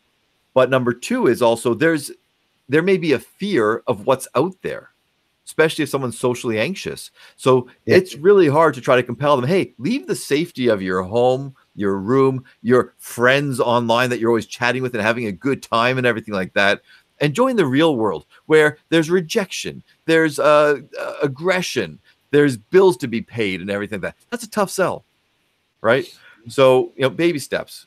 Build a rapport, build a trust, and slowly try to bring them out to see it. And don't try to, it's got to be like a little, it sounds so silly almost, but open the window, get them out of that, to see the sunlight for a few minutes at a time to begin, and build on that and try to encourage them more and more. Fresh air in the room kind of thing. Yeah. And try to cater it to what they're interested in. If you think, well, I love playing pool, so they're going to love playing pool too. You don't know that. Find out what they're interested in. Be truly engaged with them. Find out what they really want to do. So that's kind of how you do it. Okay. What does the silence about covering up dysfunction do to the victim and the perpetrator? The what about dysfunction? What is the silence about covering up dysfunction due to the victim and perpetrator? You froze on me, Kyle. In case you can hear me. Okay, I'll try. Can you Now hear me? you're back. Now you're back. Yeah. Okay. What does the silence about covering up dysfunction do to the victim and perpetrator? But the silence of covering up the dysfunction. Yeah, that's a strange. I'm gonna see if I can. Whoever wrote that, if you can maybe elaborate a bit on that. Yeah. It can mean so many things.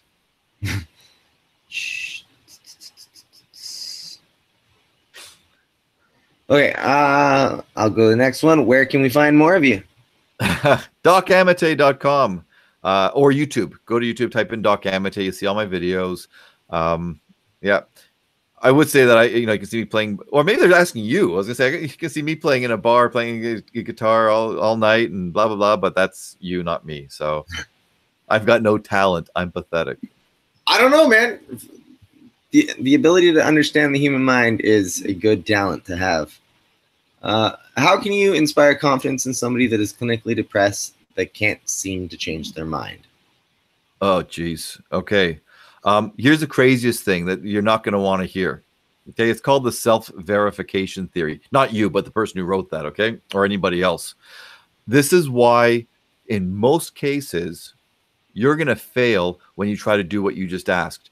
And my thesis, I think it was my thesis, I forget which, either my master's or my PhD thesis was on this. Okay. Now, I thought I knew everything about psychology. I was a student. I know everything. So I believed that that my whole premise was that people with low self-esteem, all right, they end up being with people who make them feel like shit.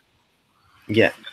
And my premise was, well, maybe they end up with people who make them feel like shit, but that's just because they lack the social wherewithal to be able to find better people, right? They're conditioned to being, compelled to talk to, or to they're being attracted to assholes because that's what they're surrounded by, blah, blah. But if they had their choice, they really would want to be with people who make them feel better about themselves, to elevate their self-esteem, because that, or to help alleviate the depression, whatever else. That was my premise.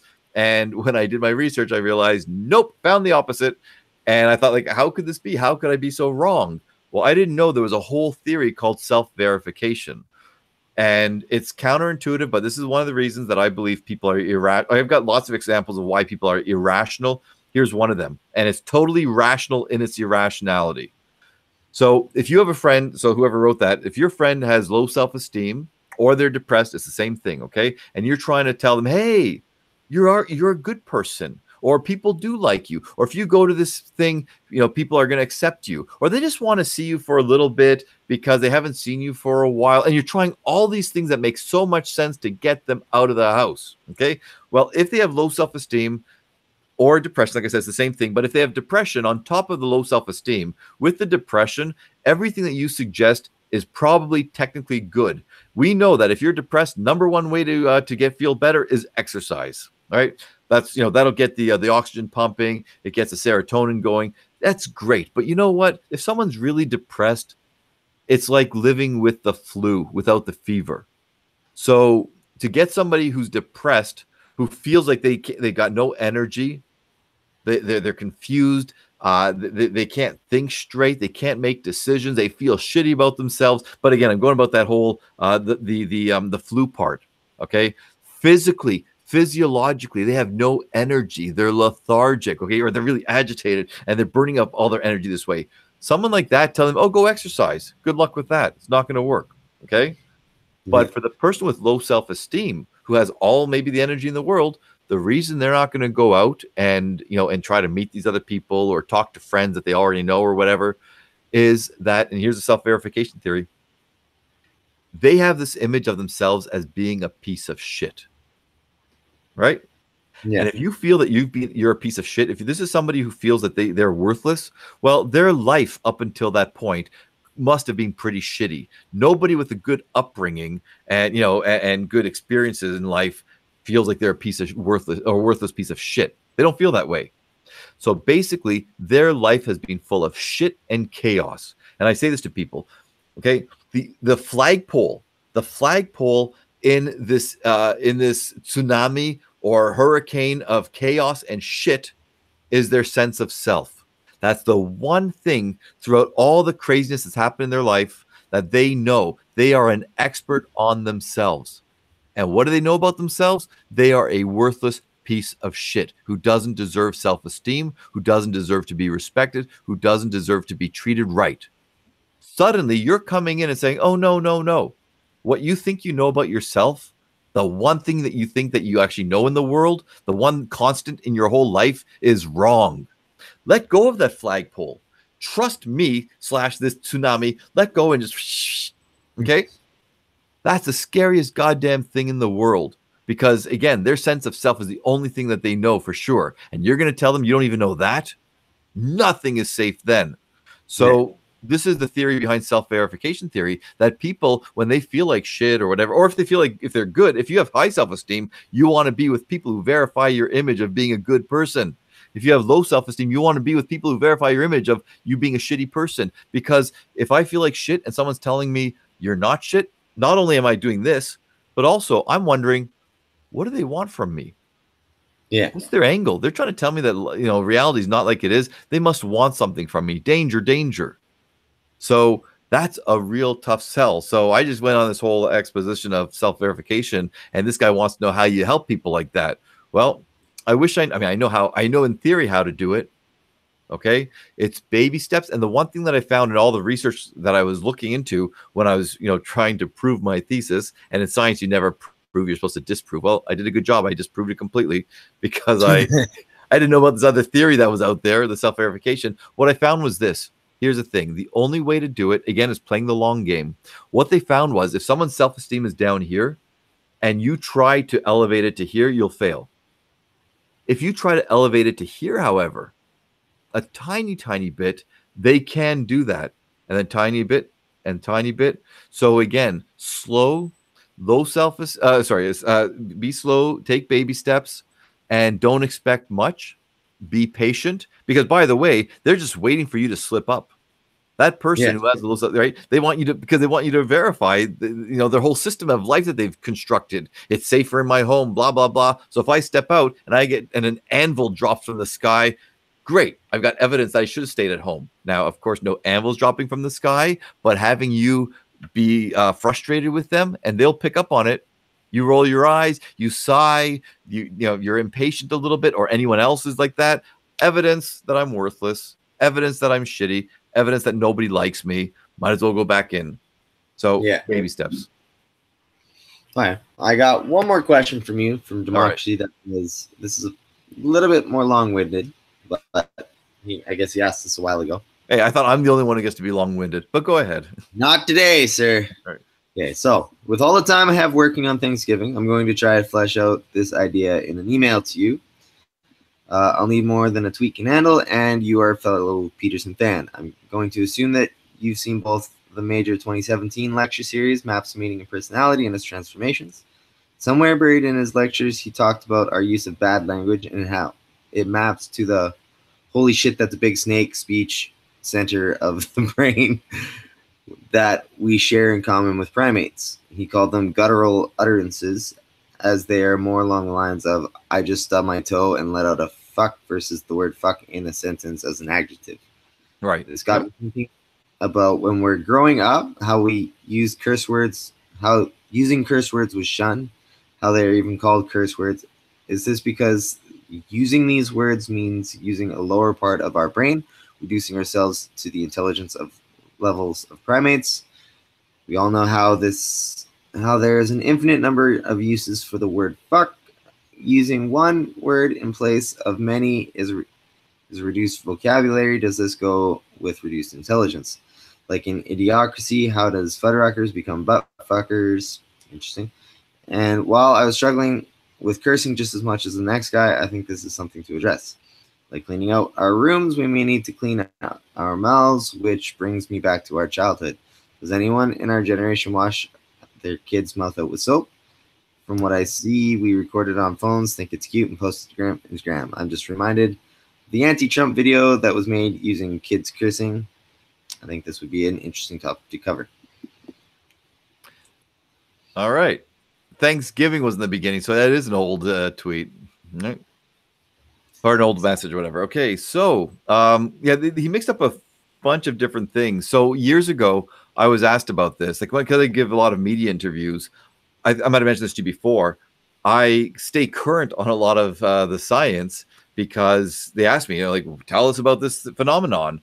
And instead of just bullshitting, I want to look in, see what the research says and everything. So this study came out years ago where they actually show that people who curse will feel less pain if they stub their toe or whatever else, than saying fudge. Fuck is better than fudge.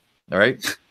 Okay. And the reason is fuck is, for whatever reason, that is a natural reaction. Okay. Or shit versus shoot.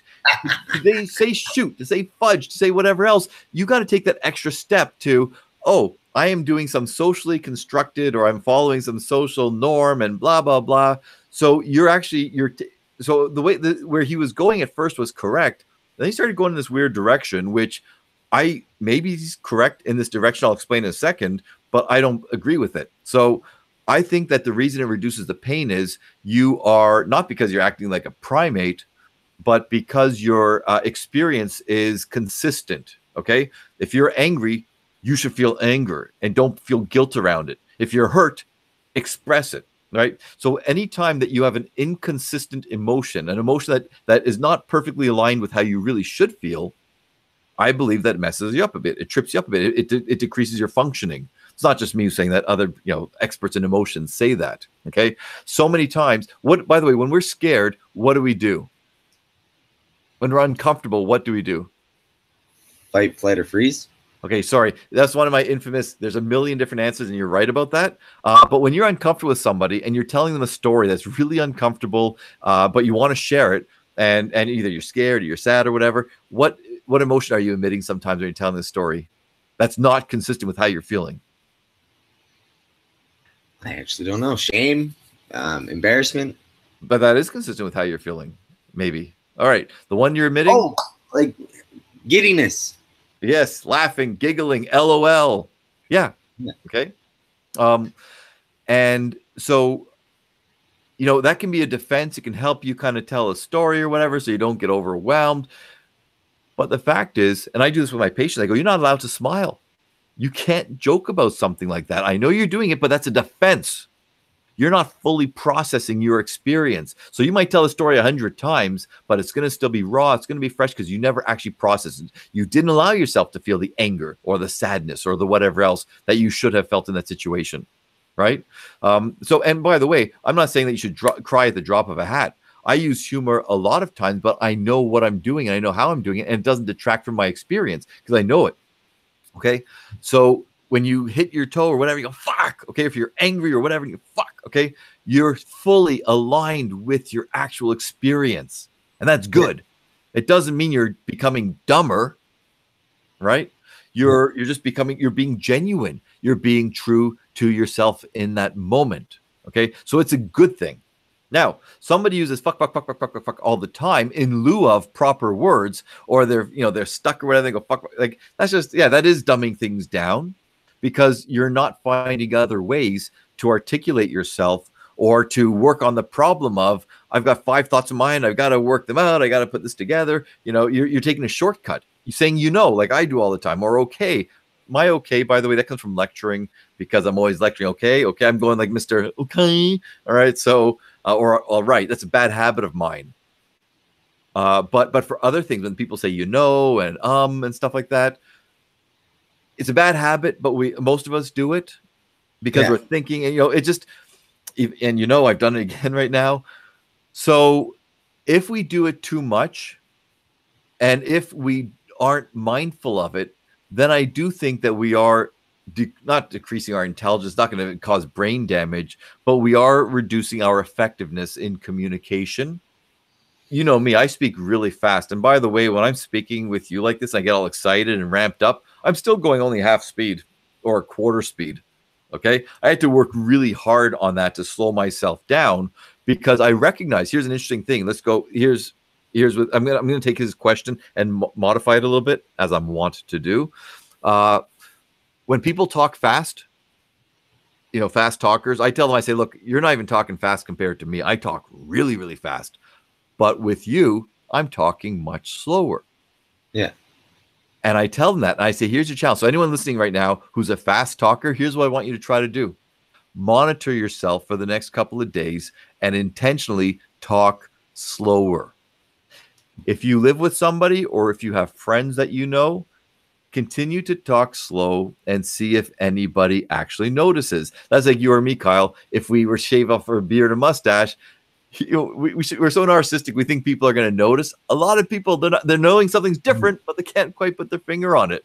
So try talking slower. You know what happens when you talk slower? You connect more with the person. In therapy, if someone's talking really fast, I'll let them know you're talking fast because either you're anxious, right, or you're unconsciously trying to distance yourself from the experience. Like, if I get over with, I'm through, Yeah. I'm done. I do that sometimes when I'm performing. I'll play faster than normal. Right. Yeah. So, it doesn't make you dumber. It doesn't make you less of a person, but it does take away from the experience in that moment. And I'm all about helping people be present in that moment. And getting back to the thing about swearing, if fuck is the right word in that moment, all the power to you, right? That's not, that's, you're being genuine. So anyway, and I forget at the very end, he asked about the dumbing down. There was a few branches that his question took, right? Or a few pathways. If I missed anything, if I left it out, I apologize. But I think I kind of captured most of the sentiment. Let me just kind of. Yeah, I think you did. Yeah, I'm pretty sure you did. Veteran Bear asks, would you say that sarcasm is the same thing? Sarcasm. Okay, so I love sarcasm. Here's the funny thing. You know what? Most people don't know the definition of sarcasm. I tell them, look up in the dictionary. Sarcasm is mean-spirited humor. Okay? So when someone goes, I'm being sarcastic, I'm just trying to hurt you. All right? Irony or facetiousness is different than sarcasm. Sarcasm is ironic, but again, sarcasm by definition means you're trying to kind of be nasty or try to hurt someone. It's mean-spirited. So I don't know if the bear, which bear was it? Veteran Bear. Veteran Bear. I don't know if he meant sarcasm per se, like itself, or even irony or facetiousness, but let's deal with each of them. Sarcasm, again, it's basically a defense mechanism, as humor is. By the way, it's not only that. Okay, Freud believed it's always that, but it's not always that. Sometimes humor is for the sake of humor. But sarcasm, it allows me to say something to you that I wouldn't otherwise be able to say. If you piss me off, instead of saying, hey, you pissed me off, fucker, I can make some joke, a nice cap, Las Vegas, or whatever, or camo, and make some kind of joke against you. All right. But it's just a joke. LOL, JK, right? So that's people's way of being able to communicate that. And by the way, that's primate behavior, because when chimps smile, what are they doing? Do you know? No, I don't know much about fear grin. It's the fear grin. Don't hurt. And it's basically saying to dominant, don't hurt me. Yeah, like I'm friendly. Yeah, exactly. So that's with sarcasm. With irony or facetiousness or any other kind of humor, it can take a similar role. It allows you to say things or to communicate feelings or thoughts that you otherwise couldn't be able to do. This is why we know for a fact most comedians are neurotic. They're messed up. I've had several patients who are comedians, and they admit it. They go, like their persona on stage, it's one of two things. Either it's an amplification of who they are, right? Just magnify certain traits. I do the same thing in my lectures. Or it's a complete, it's a new character. It's not who they really are, but it's often their shadow. And sarcasm, irony, facetiousness, that allows you to let out a little bit your shadow. We all have the shadow. I think you and I have talked about this. We all have that dark side. It's all part of being human. And this is a safe way of being able to tap into it. And if that's what it takes, all the power to you. But the people who don't know that they're either giving a fear grin or they don't realize that they're being a sarcastic asshole, or their humor comes at the wrong times, they're always on, they can't turn it off. That's not healthy, because you're not in control of what you're doing. Okay. One of them wants to ask about a daddy issues.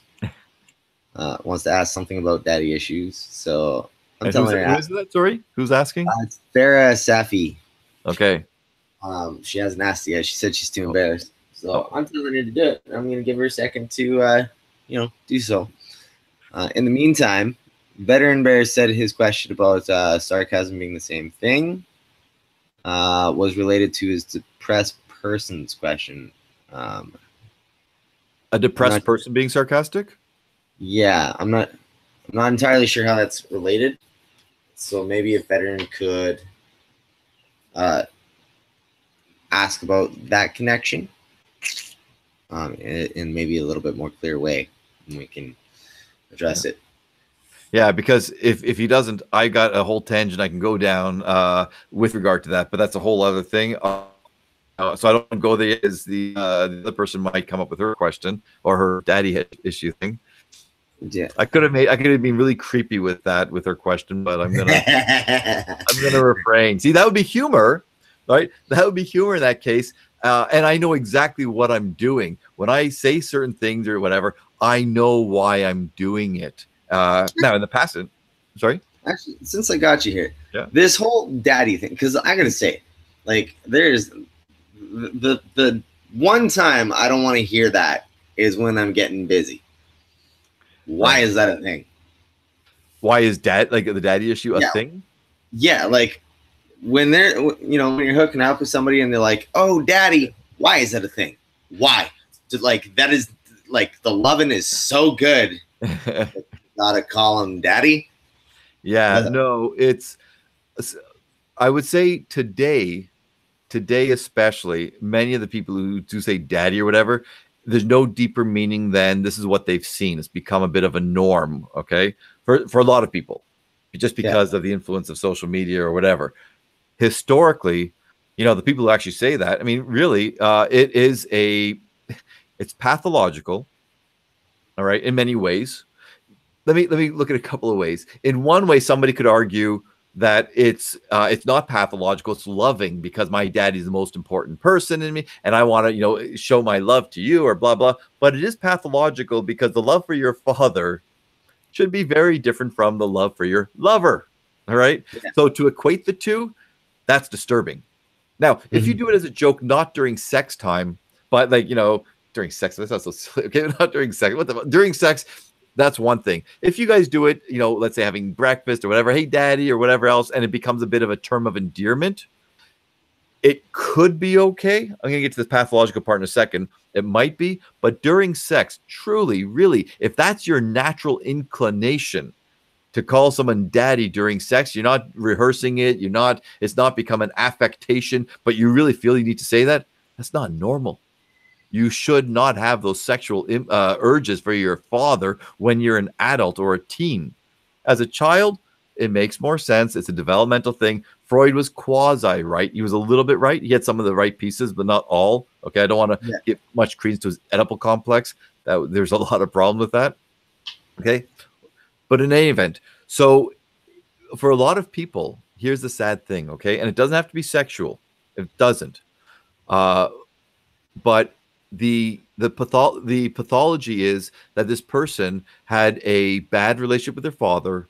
Okay, again, that's daddy issue, right? Whether it was neglect or abuse, and this is their way of reclaiming the experience. Sorry, their pathological way of reclaiming the experience, because by saying daddy, they're in control. They are labeling this person. They've got this, they're building this connection or having a great time or riding them or whatever else. All right. And they've regained, they've healed the wound, so to speak. And again, this is all completely irrational. Yeah. But it's psychologically rational. All right. They're processing their experience and they're in control. And by the way, just take this one step further. This is why a lot of people who've been sexually abused or raped or whatever else, what do they like the person to do, the partner? They want them to choke them. They want them to tie them. They want them to beat them, because they are reclaiming a traumatic experience where they're under control. Because the person who chokes them, slaps them, hits them, ties them up, if it's consensual, it's safe. It might hurt a bit. And the pain, by the way, this is not for everybody, because for some people, just pure pain, the endorphins, all that stuff like that just enhances the experience. All right. Yeah. The pain, the aggression and the sexual centers in the brain and the temporal lobe are side by side. So to stimulate one can enhance the other. So it's not always pathological, but for many people, it's a way to, as I said, to reclaim a terrible experience. So that can be the daddy thing as well. Okay. Veteran was saying the usage, the depressed person's usage of sarcasm. Yeah, well, okay. So one of the theories of depression is it's called the social theory, which the author James Coyne abandoned years later. He told me he abandoned it, which pissed me off. But the theory is that the depressed person starts off a little bit depressed, or maybe pretty depressed. And one of the main reasons they feel depressed, the interpersonal theory, is that they know that, or they feel that people don't like them. Now, there's a lot of research, or some research, that says depressed people are more accurate in gauging people's, let's say, interactions with them than other people are. Okay. So, and research has shown that. So if I take 10 depressed people and 10 non-depressed people, put them in a room and let them interact with other people, and then afterwards you ask everyone to rate how effective they were, how impressed people were with them, how funny people thought they were, or whatever, the normal quote unquote person, at least in North America, this is a North American, Western European type thing, not necessarily in other countries, but the normal person, the healthy, non-depressed person, will rate themselves much higher than objective raters will. The depressed person, bang on. They feel like a loser. They know people are interacting a certain way. They're a bit distant. They're not laughing. They're looking at them weird or whatever. And they see it. They pick up on that. Okay. Yeah. So so objective raters are going, yep, loser. So the interpersonal theory says that the person feels that they are useless, worthless, unlovable, etc. And when they interact with people, they pick up on that. They feel that way. And on top of that, by the way, I'm not answering this question, but I will. On top of that, as we talked about earlier, if I'm depressed and all my friends say, come on out, come on, blah, blah, blah, after a while of me saying, no, no, no, no, what happens? You just stop asking. Stop asking. Aha! All my friends have abandoned me. They've left me, right? Proof that I'm unlovable. And that spiraled downward. That's the interpersonal theory. So getting back to sarcasm, a depressed person, maybe they're picking up on somebody who is not really, I'm going to tell you the two things I said. Okay. So if I am able to pick up on social cues, and I recognize, you know what, maybe you don't like me that much. Maybe there's a bit of distance, hostility, whatever else. Okay. Then sarcasm, remember, it's mean-spirited. It's my way of getting back at you. Yeah. But it's not conscious. Now, maybe, but oftentimes it's unconscious. And the depressed person isn't as socially fit, doesn't have as much social wherewithal, so they may not know how to use humor in the right way. So they are unconsciously sabotaging their interaction or their relationship with somebody using sarcasm. Okay, it's being nasty and not knowing how to use it properly, which, by the way, goes back to, this idea that if I'm unlovable, goes back to low self-esteem. There's a reason that depression and low self-esteem are really, connected together. So if I feel that I'm unlovable or unworthy or whatever else, anybody acting in ways that disprove that makes me feel uncomfortable, as we talked about earlier, the whole self-verification. So if I'm being sarcastic and I'm throwing people off, or I'm making them kind of, not like me as much or whatever else, right? That's my unconscious way of making people verify my negative self-image. Now, these are only some of the examples. Other times, it's just, getting back to those interpersonal theory, I just might be a bit socially awkward. And I just use sarcasm poorly, right? And not knowing that. And so having used it over time, I have made people not feel so cool with me. I have had people back off a bit. I've had people look at me certain ways. I have had people drop me. And that all makes me feel like shit or whatever else like that. And that caused the depression. But I've already developed sarcasm. I've already used it as part. I'm conditioned. I use it all the time. Maybe it's a defense mechanism. Keeps me safe. Keeps me protected. It's a shield around me. If someone's depressed, someone has low self-esteem, they're vulnerable. So the shield of sarcasm helps protect you as well. Not necessarily because I'm going to piss people off and they're going to leave me, but because sarcasm is, as a defense mechanism, kind of allows me to kind of jab, jab, jab, poke, poke, push, push away, protect, and stuff like that. So these are all possible explanations, and they're all true. It's just for whoever veteran bear is thinking of, I don't know which one applies to that person. Maybe none of the above. But these are some of the reasons that somebody would use sarcasm who's depressed. Okay. Boulder Bear described that sarcasm as an isolation tool. I don't know how accurate that is, but well, like I said, again, remember, it can isolate because people are kind of pissed off. It can also, yes, pushing them away. It's also emotionally distancing yourself from them. Okay, any type of humor, just like I said earlier, right, protects you from your feelings. So sarcasm, being mean-spirited or whatever, that does create that emotional distance. And emotional distance between yourself and others is a way to isolate. So it can be isolation emotionally, interpersonally, or literally when everyone thinks you're an asshole and doesn't see you anymore. Now you're totally isolated. So whoever said that, I forget the name, they could be correct on either front. Interesting. Oh.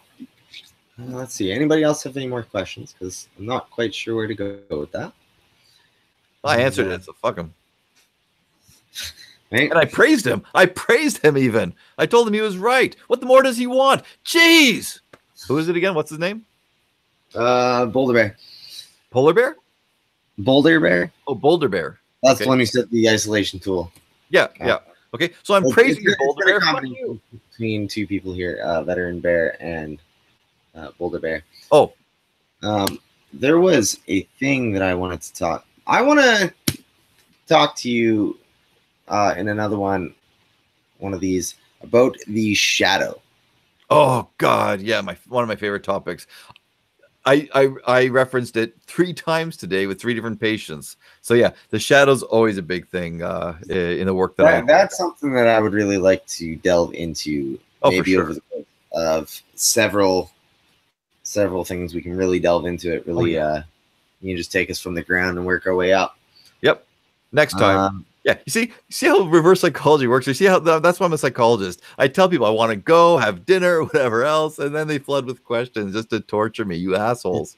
It's true. Well, you tell them to fuck themselves, and now they just got to get back at you with exactly right. We have to, and at least they're being genuine. Good. Work with it. Go with it. Hurt me. Hurt me, Daddy. Hurt me, Daddy. Sorry, Kyle. Next time a girl says that, you're gonna hear my voice coming out, and you're gonna have I just ruined that's just gonna make it even worse, you know. Like that's the way I operate. Oh, that's not gonna help at all. All right. Pastry Bear says social interaction and past experiences causes pain, therefore you push away as a reflex. Yeah, for sure. I mean that's a lot of the people I work with, a lot of my patients, it's funny. I had a streak where I think it was 4, just pure coincidence. I had 4 really attractive women in a row, like patients. Just the timing of the day. It's like 1, 2, 3, 4, all beautiful, successful, nice, intelligent, dressed well, and everything, and they could never get a second date. None of them. And so we try to work it. Like I was so tempted. I wanted to go on a date with them, not watching from afar. Just to experience what they do on the date. Well, no, sorry, not myself. I wanted. Sorry, when I said we talked about. I was thinking maybe I should go. I had to check the ethics. Sit at a table next to you guys to watch what you're doing, right? That was preventing guys from asking for a second date. And in every case, we didn't do that, but we just spoke. And by speaking enough, at first they didn't know. None of them knew. They're just deficient, blah, blah, blah. After talking with them, it was 2 things. One was the sarcasm. They thought they were being charming. And I'd say, tell me what you said. It's like, wow, you're an asshole. No, I'm trying to be funny. I said, no, that wasn't funny. Okay. A guy, one of them was, I got to be careful, but let's just say the guy was balding. That's what she's making jokes about his bald spot. First date. You think that he really wanted to hear that? Okay. No. So that was one. And then the second one was that they were doing what this person just said, which is that the walls were up. And I always tell my patients, if your walls are down all the time, you got no boundaries. But if they're up, these are unhealthy boundaries. So I said, lower the wall slowly, make them work for it, make them try to peer over that wall, right? And see if it's safe. Yeah. But of all these patients, they all did have some kind of, they had negative experience and so on. So the wall is a defense, it's protection. So she's absolutely right. So we had to work on that. So how would you work on that? Like, how would you help people to find those habits on Right. their own? So the first one is to just to recognize it. Like they have to become attuned to it. They have to recognize what they're doing. That's why I always say to them, I say, look, it's hard, I know, because breaking habits, if I could break habits, I wouldn't be saying okay all the time or all right all the time. So I say, I understand it's hard to break the habit, but the first step is a cliche, but you got to acknowledge it. You got to admit it. You got to recognize that this is happening. I said, ask your friends, the friends that you like or who like you, because if you're doing this with first dates, there's a chance that you're doing it to some degree with friends as well. So ask them to kind of call you out on that, because that way you go, oh, geez, you know. And once you're able to do it, the first step is to acknowledge it. Second step is to recognize after you've done it, maybe later in the night. Third step is to acknowledge it or to recognize it right after it happens. Fourth step is to recognize it as it's happening. I want to say it, right? Oops, damn it, I said it. And the last step is to not even say it at all, right? Oh, sorry. The next step is to, I want to say it, but I'm not going to say it, bite my tongue. And then last step is you break the habit and you're not doing it anymore, or just occasionally. So that's part of it. But the harder part is the walls. How do you tell somebody, yeah, it's safe to let those walls down, right? Those walls are protective and there may be a reason to keep them up. So I just told them, I said, you just have to be more present in that moment, be more attuned to the person, see the person as much as you can for who they really are, not who you want them to be, not what you're projecting onto them. And to do that, you got to watch them. Here's a little, I just told this to a patient today. All right. Little side note here. If you're going on a first date and you're a bit anxious or whatever else, I told this to so many people. And I said, it's not foolproof, but it really does help, especially if you're socially anxious. I said, instead of being worried about how you're coming across, you're auditioning them. All right. And especially people with social anxiety, all the focus is on themselves. Oh my God, I'm sweating. They can see it. My pores are opening. I'm getting flushed. If you're auditioning them, you're watching them. And I said, as long as you're not doing it in a way that creeps them out, like you're scrutinizing, taking notes, you know, like, right. As long as you don't do that, I say the focus is on them. And if the focus is on them, if you do it right, now you're engaged with them. People who are socially anxious, and it doesn't have to be social anxiety. I hope people understand. When I say socially anxious, it's not just a diagnosis of social anxiety. Just you're awkward, you're scared, you're self-conscious, all right? You know what people do? They get in their head. And when you're in your head, you're having dialogue with yourself, you're criticizing yourself, you're questioning yourself, and you're not connected to that person. And then they see, oh, they're not really with me. They're kind of tuning out, or they're spacing out, or maybe I'm talking above them, or they just look uninterested or whatever. That's detracting from the experience, and then you're going to sense it from them, and it's a feedback loop. So I say you're auditioning them. They've got to prove to you that they are worthy of your time. A, you're focusing on them, not you. B, you're out of your head. And C, if I'm auditioning you and you've got to prove to me that you're worth my time, my demeanor is very different from if I'm like, oh, please like me. Yeah. Right. So that's what do you got to show me? Exactly. Don't be an arrogant asshole, but have that confidence. And again, the most important thing is you're engaged in the moment, right? That's how you help that. You know. Okay. Field of Bears asks, "What are you having for dinner?" You degenerate. Thank you for asking. I have no idea. Oh, I'll tell you what I'm having for dinner. Nothing, because my wife has now probably banned me. She's probably said that asshole. These podcasts, these strangers are more important than me. Bunch of fucking bears. Let's talk about bears. What's with all those hairy men? He's getting into things, and I just don't understand. Shamrock asks, what do you think about dream interpretation and the subconscious? Apparently, she's been having some weird dreams. All right. So here's the thing. Even Carl Jung said, I'm paraphrasing, said to all his students, Carl Jung being the master of dream analysis, he said to them, before you commit your first dream interpretation, learn everything you can about psychology, about symbolism, about archaeology, history. He had a few other ones, okay? And then when you have your first patient and the first dream analysis, throw that all out the window. Okay? And it's genius, because here's the thing. If you bought a dream analysis book, return it. It's a waste of money. It means nothing. Dreams are only relevant insofar as they relate to the person. So very quick thing I tell all my students, I drowned when I was like 7. I think I was 7 years old. 7 or 8 years old is the summer of 7 or 8. I drowned. I died apparently. So now I've died twice. Okay. I literally drowned, stopped breathing, dead, had to be resuscitated. Okay. Yeah. All of my dreams about water since I was a little kid, guess what they are? Drowning. Guess what the nature of them is? Drowning. Drowning. And guess what emotional experience I'm having? Anxiety, fear. Right. Totally wrong. Okay. My dreams of water are the most serene, beautiful. I can't wait to get, like, I love them. I don't want to wake up. It's beautiful. Now, there's no way you'd predict that. Not one person has ever predicted that. So if I were to have a dream of something about water or whatever else, and someone tried to use some, dream analysis book or whatever, you're going to be wrong. Right. Now, so and the dreams or the symbols or the themes that dream books can predict, they're so obvious that you don't need a book. All right. So I do believe in dream analysis as a way of helping somebody explore issues that they have. I always tell them, I say, look, I will give you an interpretation if you want, even without knowing, even without asking you questions. I can give you some because certain symbols and stuff could be this. But I'm saying I don't know for fact. I said I can very well convince you that everything I say is right, and you will be convinced because I've done this for a long time. I can do it really well, but it doesn't mean it's right. I've just convinced you that it's right. That's not, real, right? But to have you, for me to ask questions to you and ask you what it means to you and explore that way and then help you try to understand and say, maybe it's this, maybe it's that, then we're actually making progress because we're actually learning something that's relevant to you. Okay, that's what I believe about dream analysis. And I've been to psychoanalytic workshops where, oh my God, the amount of mental masturbation that went on when they were talking about these dreams. This is a Tolstoy, blah, blah. It's like, okay, but that patient hasn't ever read this. You didn't tell me that they read this. So why would you think that they would somehow make the same connection that you're making? No, this says nothing about the person's dream. It says everything about you. All right. Yeah. So anyway, that's what I think about dream analysis.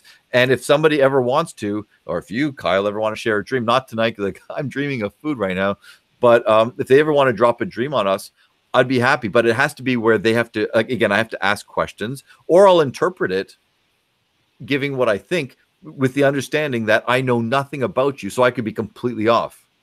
Yeah. That would be an interesting experiment for sure. Farrah SFE asked, has the doc ever had a question, or this is phrased wrong. Have you ever had a client who has a hard time connecting with family? What usually causes that, and how do you change it? Oh gosh. Okay. Have I ever had a patient? I don't know, 1 out of 3, 1 out of 2. It depends on what you mean by connecting with. So there's different levels. Connecting, just kind of feeling a little bit disconnected, a bit of tension, conflict, whatever. Usually it's because something, obviously there's some family dynamic. Maybe you're resentful of a sibling who you think got the special treatment. Maybe they did, maybe they didn't, but that's what you feel like. So you're resentful toward them. It's hard to connect with someone you're resentful toward. You're resentful towards your parents because they're assholes for favoring them. It's hard to connect with them. So on that level, that's so damn common. How do you fix it? Well, you can try talking about it. It usually doesn't go very well because they'll all deny what you think you saw. Okay. If you have someone you trust and respect in the family, or a family friend or something like that, that can mediate, then that can help, or come to family therapy. That can help. I mean, I do a lot of family therapy. A lot of patients, I ask them, would you invite so-and-so in if you feel comfortable? And instead of just you and I talking about it, why don't we bring the person in, find out from them, see if we can convey things properly? Because if I leave up to them and their own devices, chances are they're going to express it in the wrong way. They're just going to go down the same damn, unhealthy rabbit hole they've gone down many times before. So with an expert who can help, or even a friend or whatever who can kind of referee, it might give you, it might help people kind of see the other person's perspective a bit better. And that's how you do it, by the way. If you can help the other person, one person see the other person's perspective and vice versa, that's a huge amount of the work. Okay. The second type of disconnect is different. That's on a much deeper psychological level where you just don't feel connected to anybody. And that it could be neurological. It could be depression. It could be, who knows what trauma or just negative experiences you had. But again, I'm talking about the person who just feels like they are so disconnected from life. It could be depression. All right. That's much more serious. But it's not just family, it's anybody. Usually if it's only family or it's only roommates or only whatever, it's something about the dynamic inherent in that relationship, not you yourself with everybody. Yeah. Okay. We will definitely have to look into. Give me a second just to figure out how to formulate this thought. Okay. I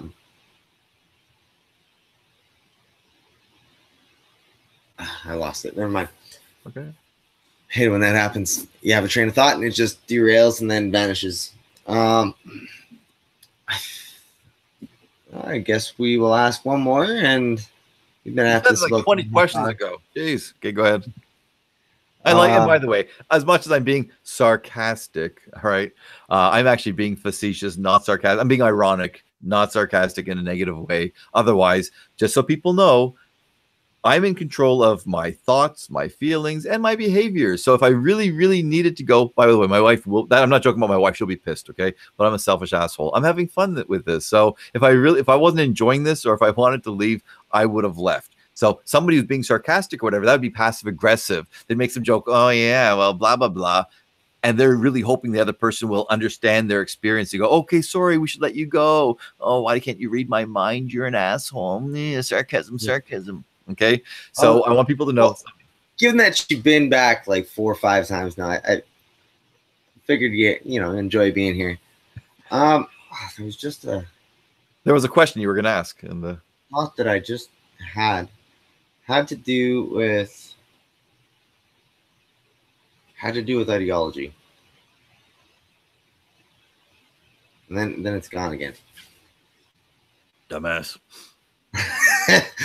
That was one of the people they wrote that. I didn't say it. Oh yeah, no, I'm blaming Shamrock Bear for that one. She clearly came onto the chat.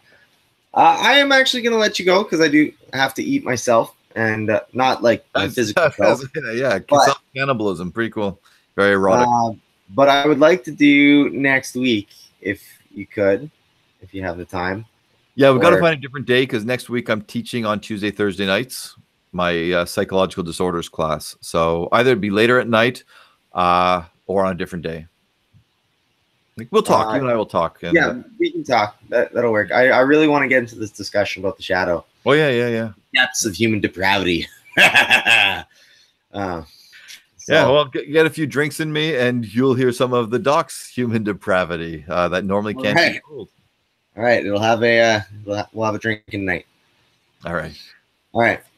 Later, everyone. So, thank you for everyone for writing in, asking questions, whatever. That's the part I really enjoy as well. I like talking to you as well, Kyle. But it's not just the two of us. They can bring in themes or topics or whatever that Yeah, I love the conversation, the open conversation with everybody. It's been great. You can find Doc Amitay at docamitay.com and at YouTube with his name as well. And if you like what I'm doing, you can subscribe to Patreon, PayPal me a tip, and show up once in a while. Here's a tip: don't rely on these cheap bastards. Sarcasm again? No, he's a monster. All right. Well, thank you very much, everyone. Thanks, Kyle. Thank you, Doc Amitay. Till next time.